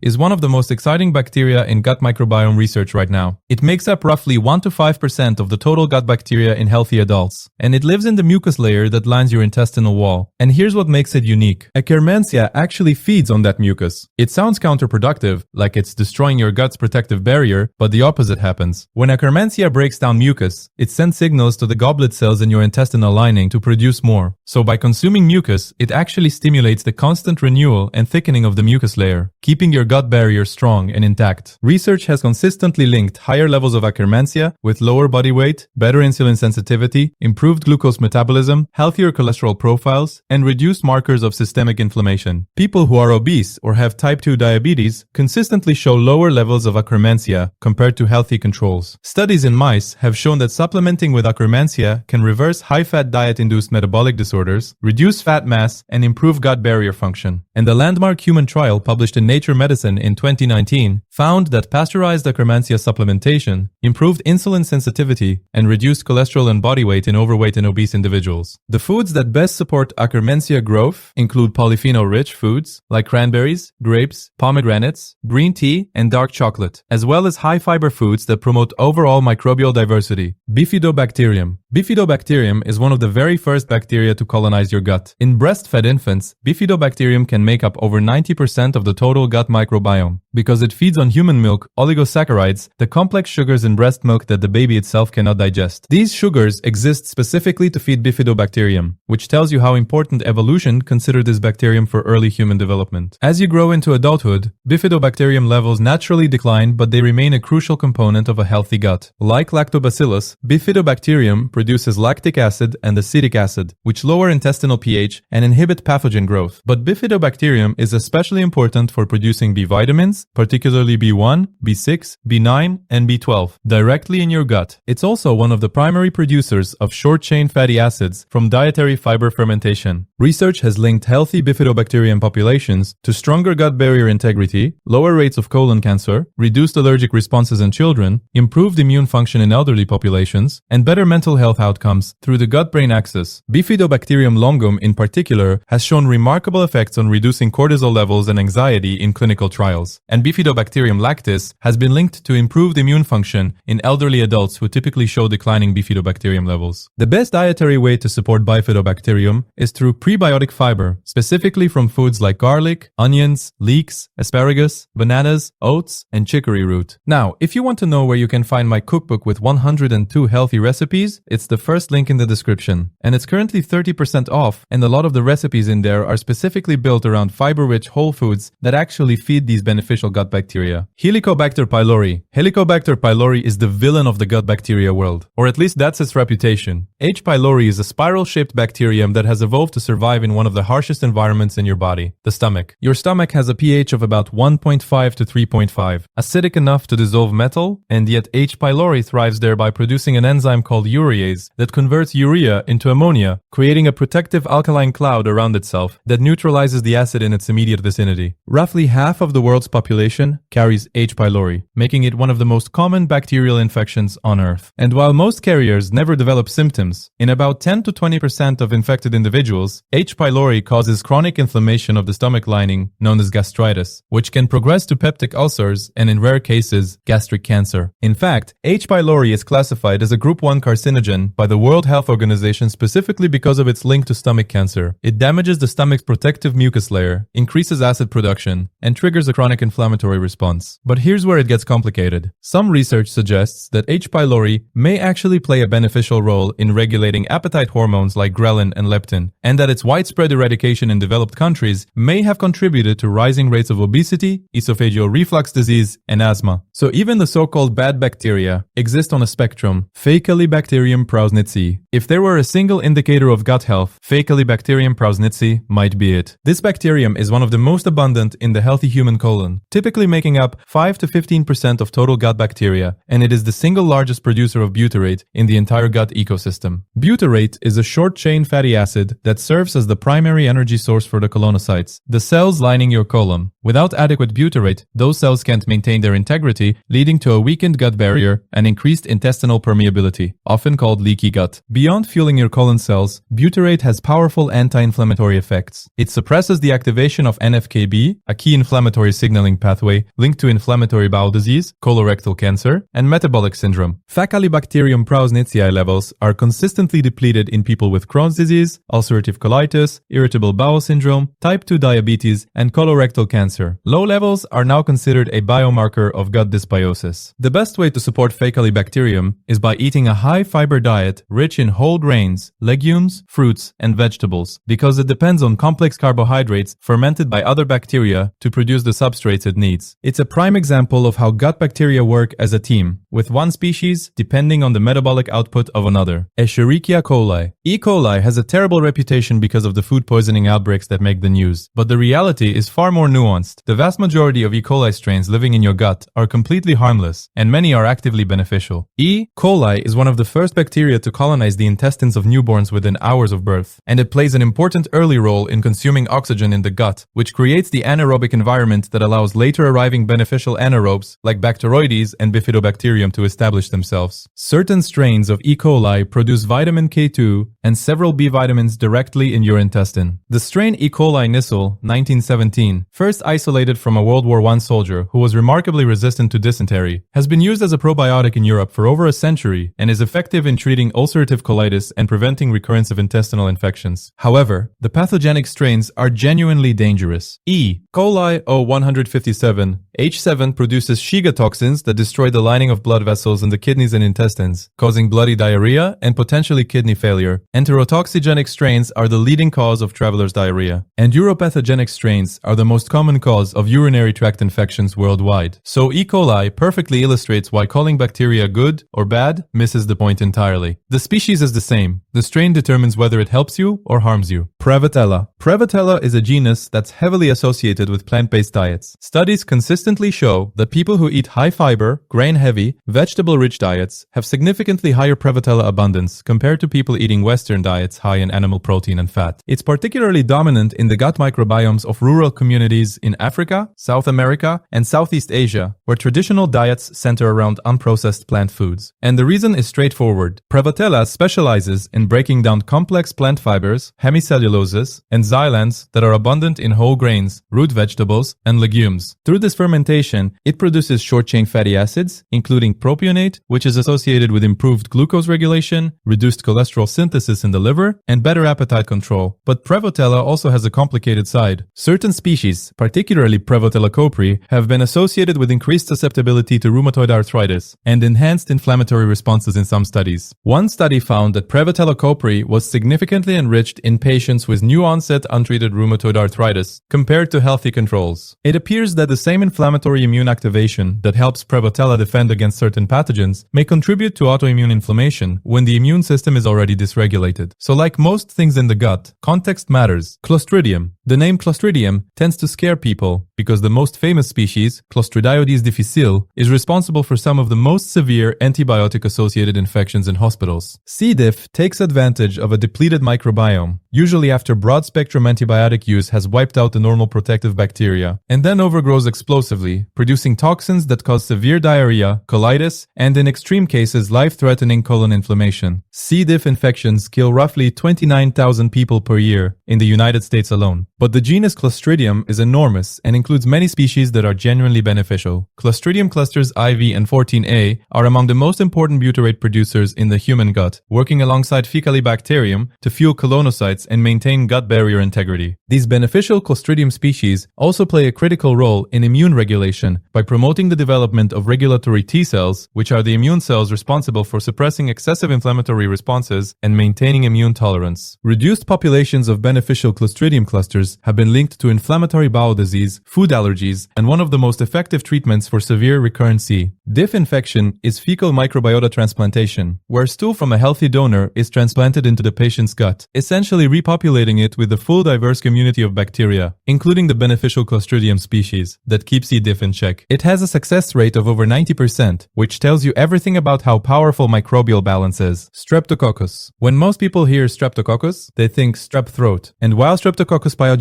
does cause throat infections, the Streptococcus species in your gut are a completely different story. Streptococcus thermophilus is one of the primary bacteria used in yogurt production alongside lactobacillus. It ferments lactose into lactic acid, which is what gives yogurt its tangy flavor and thick texture. In your gut, Streptococcus thermophilus produces lactase, the enzyme that breaks down lactose, which is why many lactose intolerant people can eat yogurt without symptoms. It also produces exopolysaccharides that have been shown to have immunomodulatory effects, meaning they help calibrate your immune system to respond appropriately to threats without overreacting. Other gut-resident Streptococcus species are part of the normal commensal community in your small intestine and play roles in early colonization resistance against pathogens. However, certain Streptococcus species can become problematic if they translocate from the gut to the bloodstream. Particularly in immunocompromised individuals, Streptococcus bovis, now reclassified as Streptococcus galolyticus, has a well-documented association with colorectal cancer. Its presence in blood cultures is considered an indication to screen for colon tumors. So within one genus, you have bacteria that make your yogurt, bacteria that signal cancer. The gut microbiome is that complicated. So let's start with preservatives, because these are probably the ones you see the most on ingredient labels. Sodium benzoate is in basically every soda, juice, salad dressing, and condiment you've ever bought. Its job is to stop bacteria and mold from growing in your food, which sounds great. But the problem is that when sodium benzoate combines with vitamin C, which is also in a lot of these same products, it can form benzene, which is a known carcinogen. Now, the levels are usually very low, but it's still kind of wild that this reaction happens in your food, and nobody really talks about it. A very similar story applies to potassium sorbate, which does the same job and is in things like cheese, wine, baked goods, and dried fruit. It's generally considered safe, but some studies have shown it can damage DNA in human blood cells at high concentrations. Then you have sodium nitrite and sodium nitrate, and these are the big ones in processed meats. Bacon, hot dogs, deli meat, sausages. They preserve the meat and give it that pink color. And the concern here is that when you cook these meats at high heat, the nitrites can form nitrosamines, which have been linked to certain cancers, particularly colorectal cancer. That's actually one of the main reasons the WHO classified processed meat as a group 1 carcinogen. It's not the meat itself that's the problem, it's what happens to these additives when you heat them up. And then there's BHA and BHT, which we talked about in the banned ingredients video. These are preservatives in cereals, chips, and snack foods. And the US government's own health department has said BHA is reasonably anticipated to be a human carcinogen, but it's still in your cereal. So that's fun. Artificial sweeteners. And this category gets people really fired up. Aspartame is the one in Diet Coke, sugar-free gum, and a ton of diet products. It's about 200 times sweeter than sugar, which is why they only need a tiny amount. And the debate around aspartame has been going on for decades. The WHO classified it as possibly carcinogenic in 2023, which sounds scary, but they also said the actual amounts people consume are still within safe limits. So it's kind of a mixed message. Sucralose, which is Splenda, is another big one. It's 600 times sweeter than sugar, and it's in protein powders, diet drinks, and sugar-free snacks. Some studies have shown it can mess with your gut bacteria, which is concerning because your gut microbiome affects basically everything in your body. And then there's acesulfame potassium, also called ACE-K, which is often combined with aspartame in diet sodas. It has a slightly bitter aftertaste on its own, which is why they pair it with other sweeteners. Some animal studies have raised concerns about it, but the evidence in humans is limited. The natural alternatives are stevia, which comes from a plant and is generally considered safe, and monk fruit, which is also plant-derived. Both of these are much newer to the market and don't have the same baggage as the artificial ones. Artificial food dyes. And if you watched the banned ingredients video, you already know about these. Red 40, yellow 5, yellow 6, blue 1. They're in everything colorful. Candies, cereals, sports drinks, flavored yogurts, even some medications. In Europe, they either require a warning label or they're banned. In America, they're in basically everything. The concern is that they've been linked to hyperactivity in children, and some studies suggest potential links to other health issues. The FDA last reviewed some of these in the late 1960s and early 1970s, which is kind of insane. And the thing that gets me is that these dyes serve absolutely no nutritional purpose. They're literally just there to make food look prettier. That's it. Companies in Europe use natural colorings from things like beet juice, turmeric, and paprika instead. Same products, same brands, just different colorings depending on which country you're in. Emulsifiers. And most people have no idea what these are, even though they eat them every single day. An emulsifier is something that helps oil and water mix together and stay mixed. Without them, your salad dressing would separate, your ice cream would be icy and grainy, and your peanut butter would have a giant layer of oil on top. Lecithin is the most common one, and it usually comes from soy or sunflower seeds. This one is generally considered pretty safe and has actually been used for a long time. But then you have polysorbate 80 and carboxymethylcellulose, and these are the ones that have raised some red flags. Some studies have shown they can damage the protective mucus lining of your gut, which could contribute to inflammation and conditions like IBD. Carrageenan is another one, and it comes from red seaweed. You'll find it in almond milk, coconut milk, ice cream, and deli meat. And some research has linked it to gut inflammation and digestive issues. The debate around carrageenan is still ongoing, but enough people have raised concerns that some brands have started removing it from their products. Flavor enhancers. And the king of this category is monosodium glutamate, also known as MSG. MSG has been controversial for decades, mostly because of something called Chinese restaurant syndrome, which was this idea that MSG in Chinese food caused headaches and other symptoms. But the actual science has pretty much debunked this. MSG is basically just a sodium salt of glutamate, which is an amino acid that naturally occurs in tomatoes, Parmesan cheese, mushrooms, and soy sauce. Your body doesn't really distinguish between natural glutamate and added MSG. Most food safety authorities around the world consider it safe. That said, some people do seem to be sensitive to large amounts. So if you notice you feel off after eating foods heavy in MSG, that could be a real thing for you. But for most people, it's honestly fine. Natural flavors is another one that sounds harmless, but is kind of misleading. By definition, natural flavors have to come from a natural source, but they can be heavily processed and modified from that source. So the natural strawberry flavor in your yogurt might have originally come from something in nature, but by the time it reaches the product, it's been through so much processing that calling it natural is kind of a stretch. Thickeners and stabilizers. These are what give processed food its texture. Xanthan gum is probably the most common one, and it's in everything from salad dressing to gluten-free bread to ice cream. It's produced by fermenting sugar with a specific bacteria, and it's generally considered safe. Some people find it causes bloating or gas in large amounts, but for most people it's fine.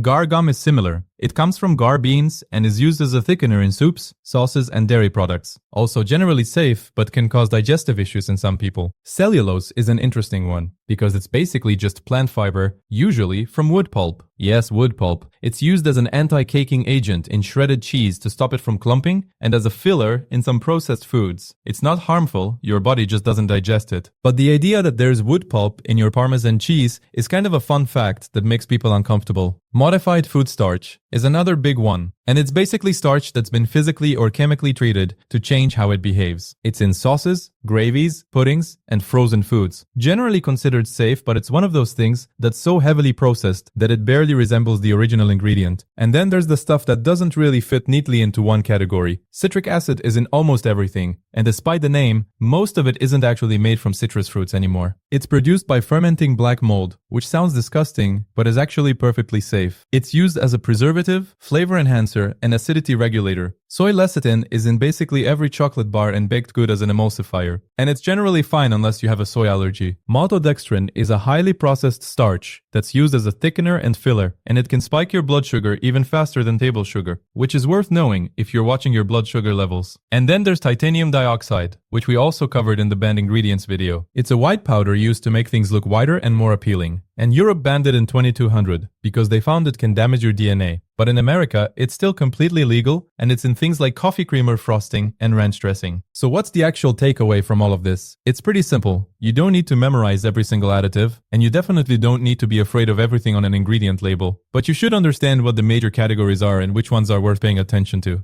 As a general rule, if an ingredient list is short and you can actually recognize most of the words, that's a good sign. If it's 30 ingredients long and reads like a chemistry textbook, maybe think twice. The food industry uses these additives because they make food cheaper to produce, last longer on shelves, and look more appealing, not because they make the food better for you. And once you understand that, reading labels becomes a lot easier. Protein. Protein is the building block of basically everything structural in your body. Your muscles, your tendons, your ligaments, your skin, your hair, your nails, even your organs are all built from protein. When you eat protein from sources like meat, fish, eggs, dairy, or legumes, your digestive system breaks it down into amino acids. There are 20 amino acids total, and 9 of them are essential, meaning your body cannot produce them on its own, so you have to get them from food. Those amino acids are then reassembled into whatever your body needs at that moment, whether it's repairing a torn muscle fiber after a workout, producing enzymes that digest your food, building antibodies for your immune system, or creating hormones like insulin that regulate your blood sugar. Protein also has the highest thermic effect of any macronutrient, meaning your body burns about 20 to 30% of the calories from protein just digesting and processing it. That's significantly more than carbs or fat, and it's the most satiating macronutrient, which is why high-protein diets consistently show better results for appetite control and body composition. 1 gram of protein contains 4 calories. The general recommendation is 0.8 grams per kilogram of body weight for sedentary adults, but most research on active individuals and muscle preservation suggests that 1.6 to 2.2 grams per kilogram is closer to optimal. And if you're not getting enough, the consequences are real. Muscle wasting, weakened immune function, slower wound healing, brittle hair and nails, and hormonal imbalances. Carbohydrates. Carbohydrates are your body's preferred and fastest source of energy. When you eat carbs, whether that's bread, rice, fruit, pasta, oats, or vegetables, your body breaks them down into glucose. That glucose enters your bloodstream and gets delivered to your cells, where it's used as fuel for everything from brain function to muscle contraction to simply keeping your organs running. Your brain alone uses about 120 grams of glucose per day, which is roughly 60% of your body's total glucose consumption at rest. That's why when people go extremely low carb too quickly, they often feel foggy, irritable, and exhausted during the transition period. Now, carbs come in 2 main forms. Simple carbohydrates like table sugar, fruit juice, and candy are made up of 1 or 2 sugar molecules and get absorbed into your bloodstream almost immediately, causing a rapid spike in blood sugar, followed by a crash. Complex carbohydrates like whole grains, oats, sweet potatoes, and legumes are made up of longer chains of sugar molecules that take more time to break down, providing a slower and more sustained release of energy. 1 gram of carbohydrate contains 4 calories, same as protein. And while carbs have been demonized over the past decade, they're not the enemy. The problem has never been carbs themselves. It's the type and quantity. Whole food carbohydrate sources that come packaged with fiber, vitamins, and minerals behave completely differently in your body than processed refined carbs stripped of everything but the sugar. The fiber alone changes the game because it slows digestion, feeds your gut bacteria, and helps regulate blood sugar instead of spiking it. Sodium. Sodium is one of those nutrients that gets a terrible reputation but is actually essential for survival. It's the primary electrolyte in your extracellular fluid, which means it's responsible for regulating the amount of water your body holds, maintaining blood pressure, and enabling nerve impulses and muscle contractions. Every time your heart beats, every time a nerve signal fires, every time a muscle contracts, sodium is involved. Your body maintains sodium levels within an incredibly tight range, and your kidneys are constantly adjusting how much gets excreted or retained. The recommended daily intake is about 2,300 milligrams, which is roughly 1 teaspoon of table salt, but most people in developed countries consume significantly more than that, often 3,400 milligrams or above, primarily through processed foods, restaurant meals, and packaged snacks. And that excess sodium consistently pulls pulls more water into your bloodstream, which increases blood volume and raises blood pressure over time. Chronically elevated blood pressure is one of the leading risk factors for heart disease, stroke, and kidney damage. But on the other end, too little sodium is also dangerous, especially for athletes and people who sweat heavily. Hyponatremia, which is critically low blood sodium, can cause confusion, seizures, and in severe cases death. So it's not about eliminating sodium, it's about finding the balance between getting enough for your nervous system and muscles to function without chronically overloading your cardiovascular system. Fat. Dietary fat is the most energy-dense macronutrient at 9 calories per gram, more than double the energy of carbs or protein, and your body depends on it for far more than just stored energy. Fat is a critical structural component of every single cell membrane in your body. Without adequate fat intake, your cells literally cannot maintain their integrity. Fat is also essential for absorbing the fat-soluble vitamins A, D, E, and K. If you eat those vitamins without enough fat in the meal, your body simply cannot absorb them properly. Beyond that, fat plays a central role in hormone production, particularly steroid hormones like testosterone and estrogen, which are synthesized from cholesterol. It insulates your organs, protects them from impact, and helps regulate body temperature. Now, the type of fat matters enormously. Unsaturated fats from sources like olive oil, avocados, nuts, seeds, and fatty fish are associated with reduced inflammation and improved cardiovascular health. Omega-3 fatty acids found in salmon, mackerel, sardines, walnuts, and flax seeds are especially important for brain function, reducing inflammation, and supporting heart health. Saturated fats from sources like butter, cheese, red meat, and coconut oil are more controversial. They raise LDL cholesterol, but the clinical significance varies by individual and context. Trans fats, which are artificially created through hydrogenation and found in some processed foods, margarine, and commercial baked goods, are the one type that is almost universally considered harmful, increasing LDL cholesterol while decreasing HDL cholesterol and significantly raising the risk of heart disease. Now, if you want to know where you can find my cookbook with 102 healthy recipes, it's the first link in the description, and it's currently 30% off. Every recipe in there is designed around whole food ingredients that give your body exactly what it needs. Fiber. Fiber is technically a carbohydrate, but your body cannot digest it, which is exactly what makes it so important. There are two types. Soluble fiber dissolves in water and forms a gel-like substance in your digestive tract. It's found in oats, beans, lentils, apples, citrus fruits, barley, and flax seeds. This gel slows down the rate at which food moves through your stomach and small intestine, which helps regulate blood sugar levels after meals and lowers LDL cholesterol by binding to cholesterol particles and carrying them out of the body. Insoluble fiber does not dissolve in water and instead adds bulk to your stool. It's found in whole wheat, brown rice, nuts, seeds, and the skins of fruits and vegetables. This bulk speeds up the passage of food through your large intestine, prevents constipation, and reduces the time that potential carcinogens are in contact with your intestinal lining. But perhaps the most underappreciated role of fiber is what it does for your gut microbiome. Fiber is the primary food source for the beneficial bacteria in your large intestine. When those bacteria ferment fiber, they produce short-chain fatty acids like butyrate, propionate, and acetate. Butyrate in particular is the main energy source for the cells lining your colon and has been shown to reduce inflammation, strengthen the gut barrier, and potentially protect against colorectal cancer. The recommended daily intake is at least 25 grams for women and 38 grams for men, but most people in Western countries barely hit 15 grams. And the consequences of chronic low fiber intake include higher rates of constipation, diverticular disease, heart disease, type 2 diabetes, and colorectal cancer. Electrolytes. Beyond sodium, which we already covered, there are several other electrolytes that your body absolutely depends on. Potassium is the primary electrolyte inside your cells and works in direct opposition to sodium. While sodium pulls water in, potassium helps push it out. Together, they maintain fluid balance across every cell membrane in your body. Potassium is also critical for maintaining a regular heartbeat. Too little potassium can cause dangerous irregular heart rhythms, muscle weakness, cramps, and fatigue. The recommended daily intake is about 2,600 milligrams for women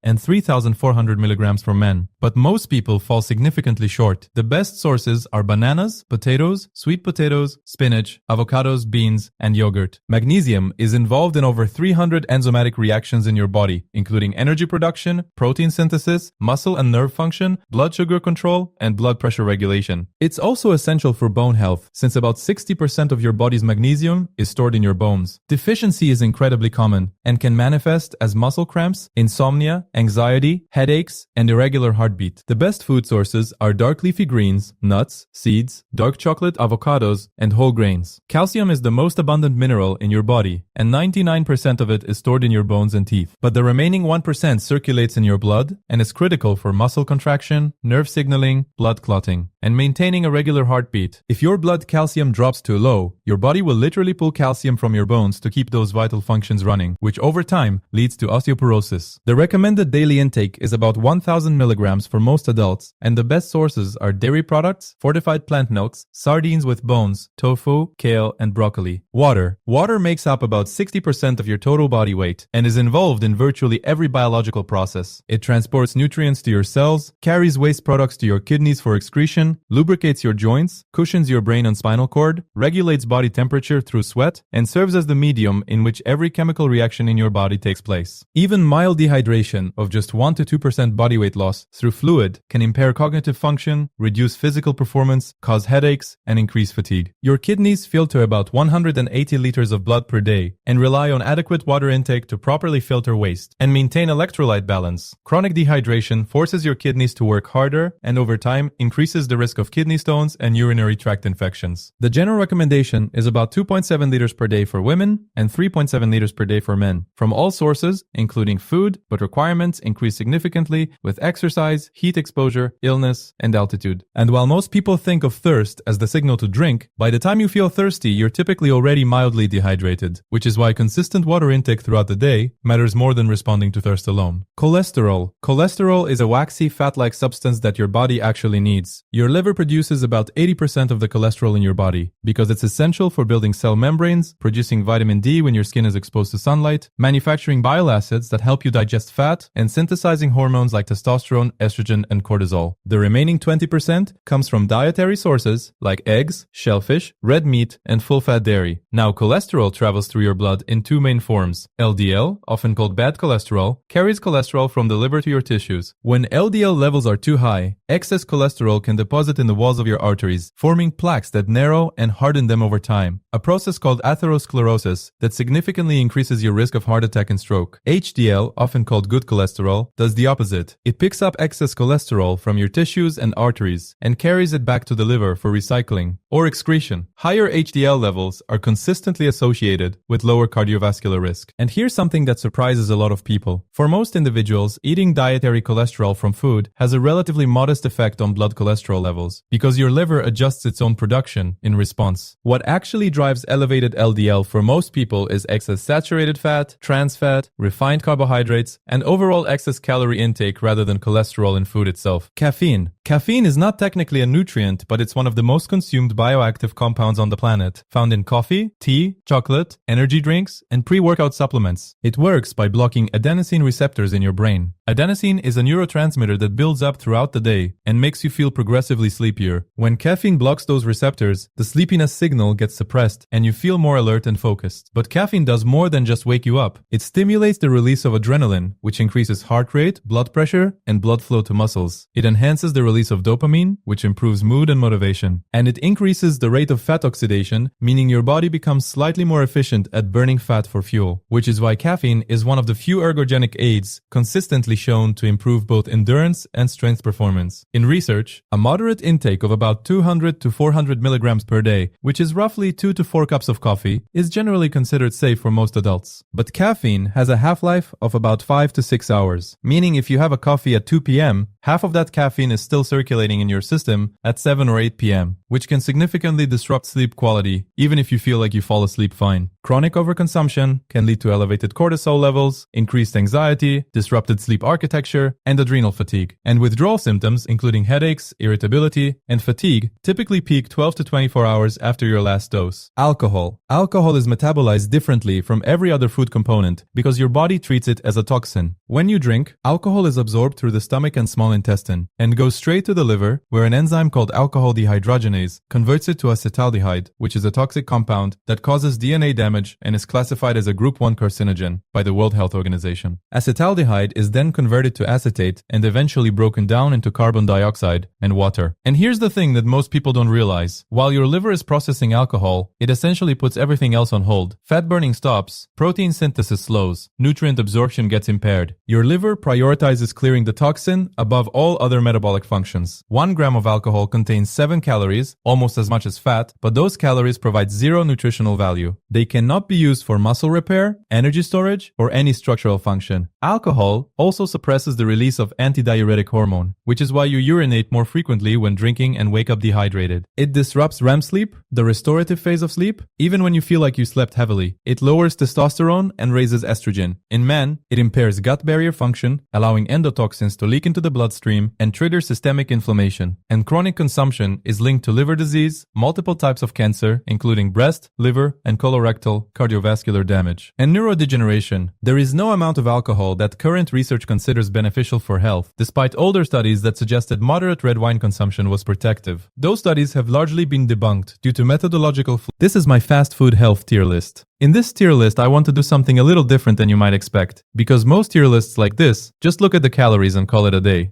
But that is only half the story. Because you could eat 500 calories of grilled chicken and vegetables, or you could eat 500 calories of something that has 40 different chemicals in it that you can't even pronounce. Same calories, completely different effect on your body. That is why in this tier list, we are not just ranking based on calories. We are also looking at how processed the food actually is, and what kind of questionable stuff they are putting in it, because that's the information that you will be able to actually use in your life. Alright. Just this one time, I'm going to give you one random fast food tip. If you ever order a salad at a fast food restaurant, and it somehow ends up having more calories than a burger, it's because the dressing alone is like 300 calories. Anyway, now that we have helped that one guy who thought he was being healthy with his salad, we can actually start with the tier list. But you know what I got to say before we get into it?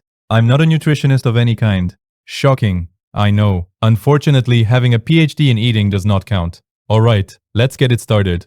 First up, we have Chipotle. And Chipotle is probably the least processed fast food restaurant that exists. And the reason is the way they do their ingredients. Their steak is literally just meat, chili pepper, and cumin. Their salsa is tomatoes, onions, and salt. If you get a burrito bowl with chicken, brown rice, black beans, fajita vegetables, and salsa, you are actually eating real food. There are no weird preservatives, no artificial additives, no random chemicals that you have never heard of, and that is genuinely rare for a fast food chain. On top of that, you are looking at around 600 to 700 calories with over 45 grams of protein, which is pretty solid.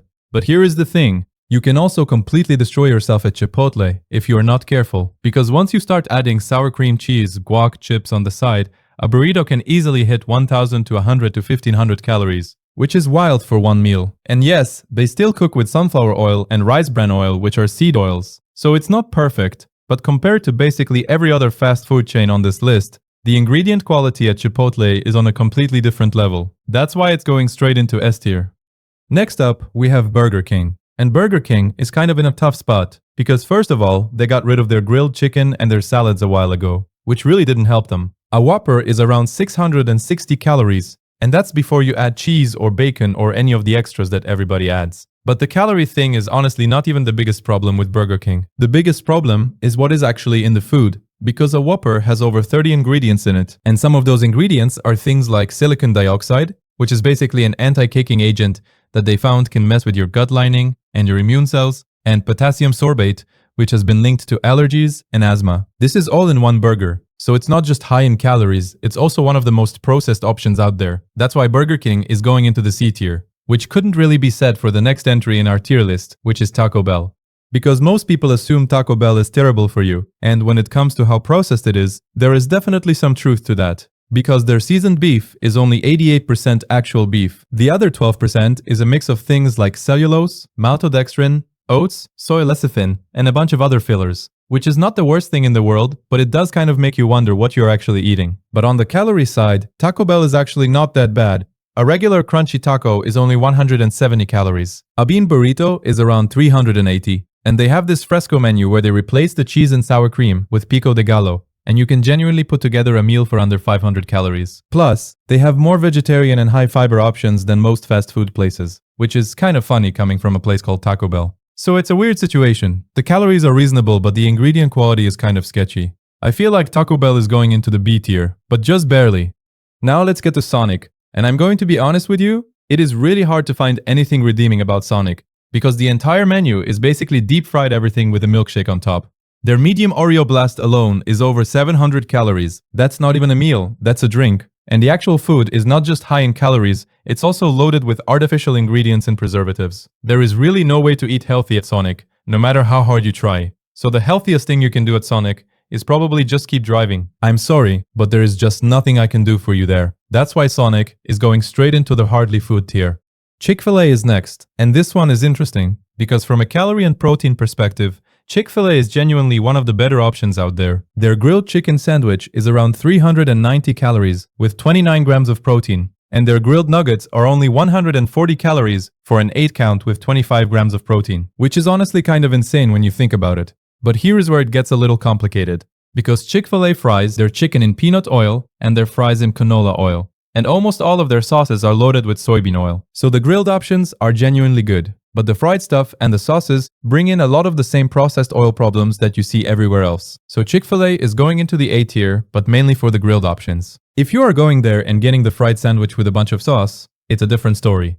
Alright, let's talk about the pizza chains. So Domino's, Papa John's, Little Caesars, all of them. And the thing with pizza is that it hits you from both sides. The calories add up incredibly fast because nobody eats just 2 slices. Be honest with yourself, you eat 4. And at 4 slices of pepperoni pizza from Domino's, you are already at over 1000 calories, and that's before the garlic bread or the wings or whatever else you ordered on the side. And the sodium is absolutely crazy. 1 slice can have over 600 milligrams. But on top of that, pizza dough at these chains is loaded with additives. Domino's dough alone has things like sodium stearoyl lactylate and calcium sulfate and a bunch of dough conditioners that you would never find in actual homemade pizza dough. So it's high in calories, high in sodium, and highly processed. That's why pizza chains are going into the C tier. Then we have to take a look at Subway. But before we do that, let me super quickly show you my cookbook with 102 healthy recipes, which is currently 30% off. So if you want to actually start cooking real food without overcomplicating things, you can take a look by clicking the first link in the description. Now, back to Subway. Subway has built its entire brand around being the healthy fast food option. And from a calorie perspective, they kind of deserve it. A 6-inch sub on wheat bread with turkey or chicken, loaded with vegetables, is around 300 to 400 calories with solid protein. That's genuinely good. But the ingredient quality is where Subway gets a little shaky, because their bread contains soybean oil and a bunch of dough conditioners and additives. And their processed meats are exactly that, processed. They contain things like sodium nitrite, which is a preservative that has been linked to some not so great stuff when consumed regularly. So I feel like Subway is kind of a B+ situation. The concept is great, but the ingredient quality holds it back from being truly healthy. If you order smart and keep it simple, it's still one of the better options out there though. And then we have Dairy Queen. Most people go to Dairy Queen for the blizzards and the ice cream. And I completely understand that. But if you are going there for actual food, you are in trouble. Because their burgers are nothing special, everything is fried, and the ingredient lists are full of the same processed junk you see at the bottom tier chains. And once you add a blizzard on top of your meal, you are easily at over 1500 calories, which for a lot of people is basically their entire day's worth of food in one sitting. So, Dairy Queen goes into the hardly food tier as well. Our next entry in the tier list is McDonald's. And McDonald's is genuinely interesting, because from a calorie perspective, it's actually not that bad. A regular hamburger is 250 calories. Even a Big Mac is only 590. The portions are very controlled and very standardized. But here is the other side. A McDonald's bun alone can have over 20 ingredients in it. Their fries contain something called dimethyl polysiloxane, which is basically an anti-foaming agent that is also used in silicone products, which is a fun fact that you can use to impress your friends at dinner. And their chicken nuggets have over 30 ingredients in them, so the calories are manageable, but the level of processing is pretty high. That's why McDonald's is going into the B tier. It's not as bad as people think from a calorie standpoint, but the ingredient quality is definitely nothing to brag about. A very similar story applies to our next entry, which is Wendy's. Wendy's actually kept their salads and their grilled chicken when a lot of other chains decided to get rid of theirs. And their grilled chicken sandwich is around 370 calories, with 44 grams of protein, which is a really solid ratio. But even Wendy's has its problems on the processing side. Their Dave's single burger has over 35 ingredients, including calcium peroxide and a bunch of other additives in just the bun alone. So the grilled options are genuinely good and less processed, but the burger side of the menu is just as processed as everywhere else. That's why Wendy's is going into the A tier, but specifically for the grilled options. And now, the best for last. Let's talk about Panera Bread. Now I know Panera is not exactly what people think of when they hear fast food, but it kind of is. And from a health perspective, Panera is actually in a pretty strong position, because they were one of the first chains to get rid of all artificial preservatives, sweeteners, and flavors across their entire menu. They have salads that are actually good, they have soups with reasonable ingredients, they have grain bowls with solid macros, and their ingredient lists are generally much shorter and cleaner than what you see at most other chains. Is Panera perfect? No. Some of their sandwiches and pastries are still loaded with calories and sodium. And they still use some seed oils. But the fact that you can consistently find options that are both reasonable in calories and not packed with 40 different chemicals, that puts it in the S tier for me. So what is the takeaway from all of this? It's pretty simple actually. Calories matter, but they are not the whole picture. Because what is actually in your food matters just as much, if not more. And the reality is that most fast food chains are cooking with questionable oils, using preservatives and additives that you would never put in your food at home, and selling you stuff that barely qualifies as real food. That doesn't mean you can never eat fast food, but it does mean you should at least know what you're putting into your body. Rather than blindly trusting any fast food chain because they market themselves as healthy, just take 2 seconds and look at the actual ingredient list. That will tell you everything you need to know. And that's all the fast food restaurants that I prepared for you today. I hope you found it useful. Please don't forget to check out the cookbook in the description. Thank you for watching, and I will see you next time. If you like this video, then go ahead and check out this one too. Stage 1, also called N1. This is basically the doorway. It's the transition between being awake and being asleep, and it usually only lasts about 1 to 5 minutes. Your brain is slowing down, your muscles start to relax, your heart rate drops a little, and you start producing slower brain waves called theta waves. During this stage, you're incredibly easy to wake up. Like someone closes a door down the hall and you're back. A lot of people who get woken up during stage 1 don't even realize they were asleep. They'll say, I wasn't sleeping, I was just resting my eyes. But no, you were asleep. And on its own, stage 1 doesn't really do much for recovery. It's just the entrance. But the problem is that some people get stuck here. If you toss and turn all night or wake up every 30 minutes, you're resetting to stage 1, over and over, and never getting to the good stuff. You can be in bed for 9 hours and get almost no real rest because you never made it past the front door. And that's why sleep quality matters just as much as quantity. 8 hours of broken, fragmented sleep, where you keep bouncing back to stage 1, is honestly worse than 6 solid uninterrupted hours where you actually cycle through everything properly. Stage 2. N2. This is where things start to actually happen. It's still technically light sleep, but it's significantly deeper than stage 1. Your body temperature drops by 1 to 2 degrees, your heart rate slows down even more, and your brain starts producing these things called sleep spindles, which are rapid bursts of electrical activity that last about half a second each. And one of the main jobs of sleep spindles is to protect you from being woken up. They act like a gate that blocks external noise and stimulation from pulling you back to consciousness, which is kind of cool when you think about it. Your brain is actively fighting to keep you asleep, so it can do its job. And the other major thing happening in stage 2 is memory processing. Your brain is sorting through everything from the day, every conversation, every face, every piece of information, and deciding what to keep and what to throw away. So if you're studying for an exam, trying to learn a new skill, or even just trying to remember where you left your keys, stage 2 is when your brain is locking that information in. It's basically filing everything into the right drawers. You spend about 45 to 55% of your total sleep here, more than any other stage. And this is where alcohol really messes things up. It might help you fall asleep faster, sure, but it completely disrupts the quality of stage 2. Your sleep spindles are weaker and less frequent. The memory processing is impaired, and you wake up feeling like you got hit by a truck, even though you technically slept 8 hours. The alcohol isn't helping you sleep, it's sedating you. And sedation is not the same thing as restorative sleep. Your brain isn't doing the work it needs to do. It's just unconscious. That's a completely different thing. Stage 3.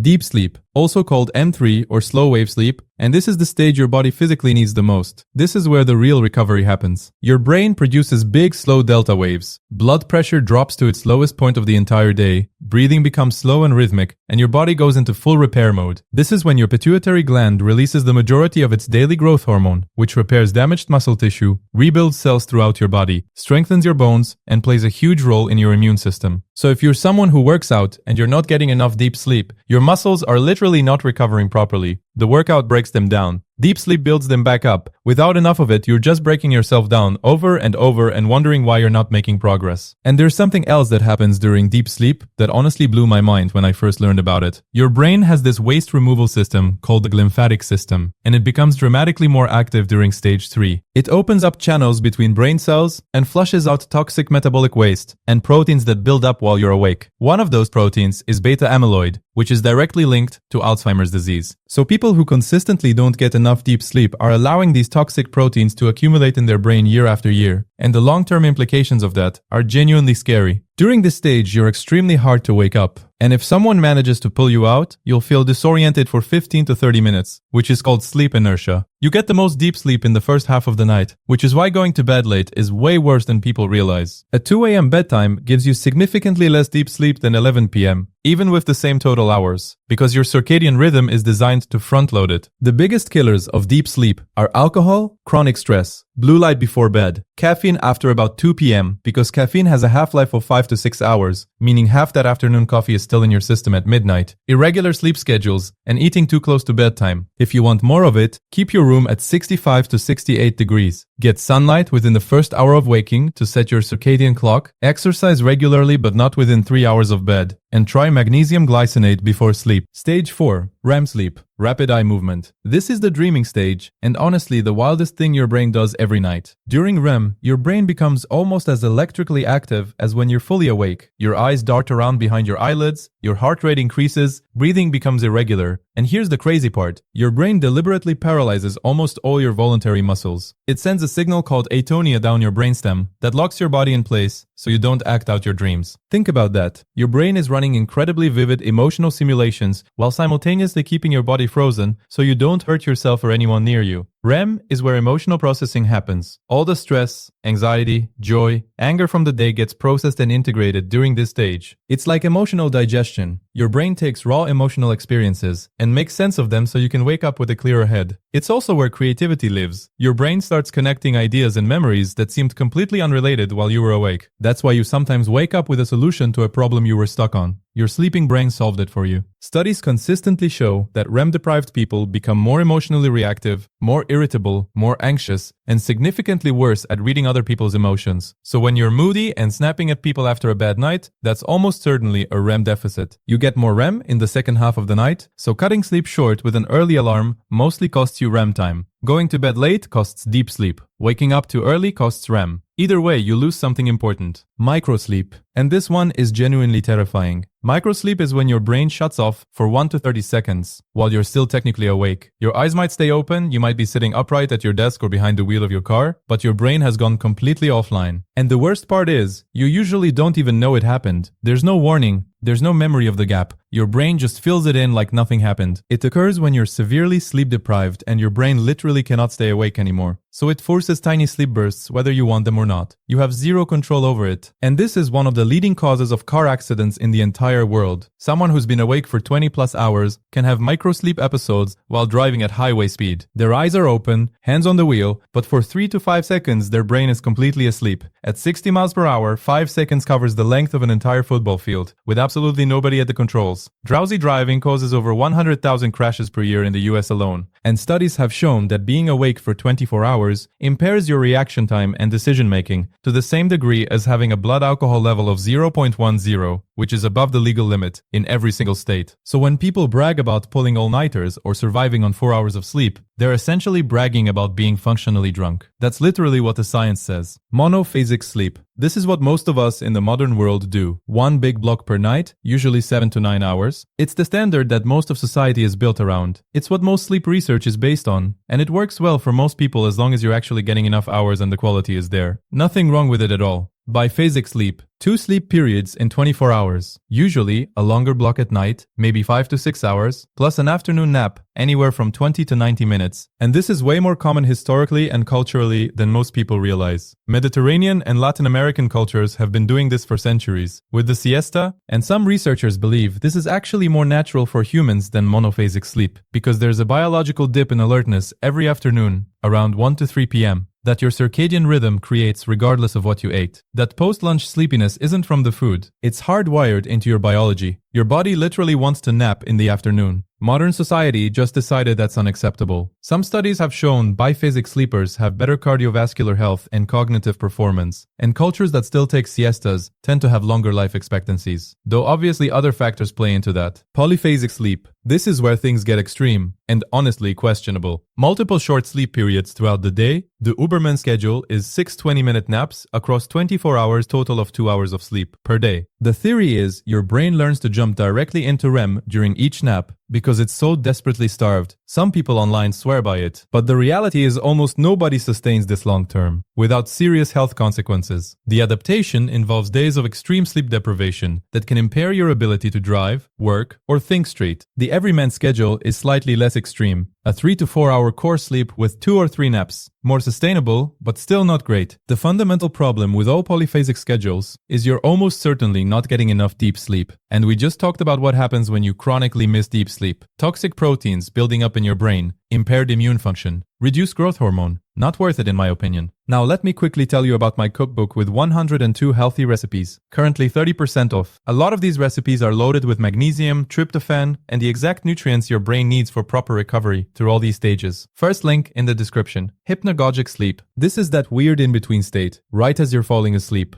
And it might be the strangest experience on this list. Not quite awake, not quite asleep. Hovering on the edge. And some genuinely bizarre things happen here. You might see faces or geometric shapes or patterns behind your closed eyelids that look absolutely real. You might hear sounds that aren't there, someone calling your name, a doorbell, a loud bang. You might get that falling sensation followed by a full-body jerk that snaps you awake, the hypnic jerk. And some people have brief hallucinations that are completely indistinguishable from reality. It's all normal. Your brain is switching between two fundamentally different states of consciousness, and sometimes the signals cross. And here's something cool. Some creative people throughout history deliberately exploited this state. Salvador Dali used to hold a key over a metal plate as he fell asleep. The moment he entered hypnagogia and his muscles relaxed, the key dropped, clanged, and woke him. He'd immediately sketch whatever bizarre imagery he saw. Thomas Edison did the same with metal balls, because hypnagogia produces incredibly original thoughts that your waking brain would never come up with. It's like a window into a part of your mind you normally can't access. Lucid dreaming. This is when you become aware you're dreaming while still inside the dream. And once that awareness kicks in, you can take control, fly, walk through walls, do whatever you want inside your own head. It's been confirmed in sleep labs using eye movement signals, and it's a trainable skill. Reality testing, where you regularly check during the day whether you're dreaming by trying to push your finger through your palm or reading text twice to see if it changes, can carry over into dreams. You do the check in a dream, realize something's off, and you're lucid. Dream journals help dramatically because they train your brain to pay more attention to dreams. Studies show increased prefrontal cortex activity during lucid dreams, the self-awareness center that's normally shut down during dreaming. So part of your brain that's supposed to be offline wakes back up while keeping the dream running. It's like realizing you're both the audience and the director of your own movie. Sleep paralysis. This is the opposite experience and one of the most terrifying things your body can do. You wake up, your brain comes online, you can see your room, but your body is still locked in REM paralysis. Can't move, can't talk, can barely breathe. And many people hallucinate during it. The most common experience across every culture throughout all of history is sensing a dark presence in the room. A shadow figure in the doorway. Something on your chest. This is almost certainly where centuries of demon myths, night hag legends, and alien abduction stories come from. What's actually happening is your brain is awake enough to see your surroundings, but still partially in REM, so dream imagery bleeds into your visual field. It lasts seconds to a couple minutes, but feels like forever. More common when sleep-deprived, sleeping on your back, or stressed. Not dangerous, but genuinely one of the most horrifying experiences a person can have without anything actually being wrong. Sleepwalking. This happens during deep sleep, which is the weird part. Stage 3 is when your body should be most relaxed, but in sleepwalkers, the motor systems activate while consciousness stays offline. You can walk around, open doors, have conversations, all while completely asleep with zero awareness. You won't remember any of it. Some sleepwalkers have cooked meals, sent texts, and left the house. More common in kids, 15 to 40% sleepwalk at some point. Most outgrow it, but adults deal with it too, especially during stress, sleep deprivation, or on certain medications like sleep aids, which is kind of ironic. It runs in families, so there's a genetic piece to it. Narcolepsy. This is a neurological disorder and one of the scariest sleep conditions out there. Sudden uncontrollable sleep attacks during the day, falling asleep mid-conversation, mid-meal, mid-step, and narcoleptic sleep often skips straight to REM within seconds. Instead of the normal 90 minutes, many also experience cataplexy, sudden muscle weakness, or complete collapse triggered by strong emotions. Laughing hard, being surprised, or feeling angry can cause their body to go limp because the brain accidentally fires REM paralysis while they're awake. It's caused by loss of neurons that produce orexin, a chemical regulating wakefulness. No cure, but manageable with medication. Torpor and hibernation. Not human sleep, but genuinely fascinating. Hibernation isn't sleeping. It's a controlled biological shutdown. Metabolic rate drops up to 99%. Heart rate from 200 to about 5 beats per minute. Body temperature drops to near freezing. Bears, ground squirrels, hedgehogs survive months on stored fat like this. Torpor is the shorter version, hours to days. Some hummingbirds enter torpor every single night because they'd literally starve otherwise. And scientists are actively studying this for human applications. Long-distance space travel, emergency trauma medicine, organ preservation. If we could safely put a human into the state a bear enters every winter, it would change everything.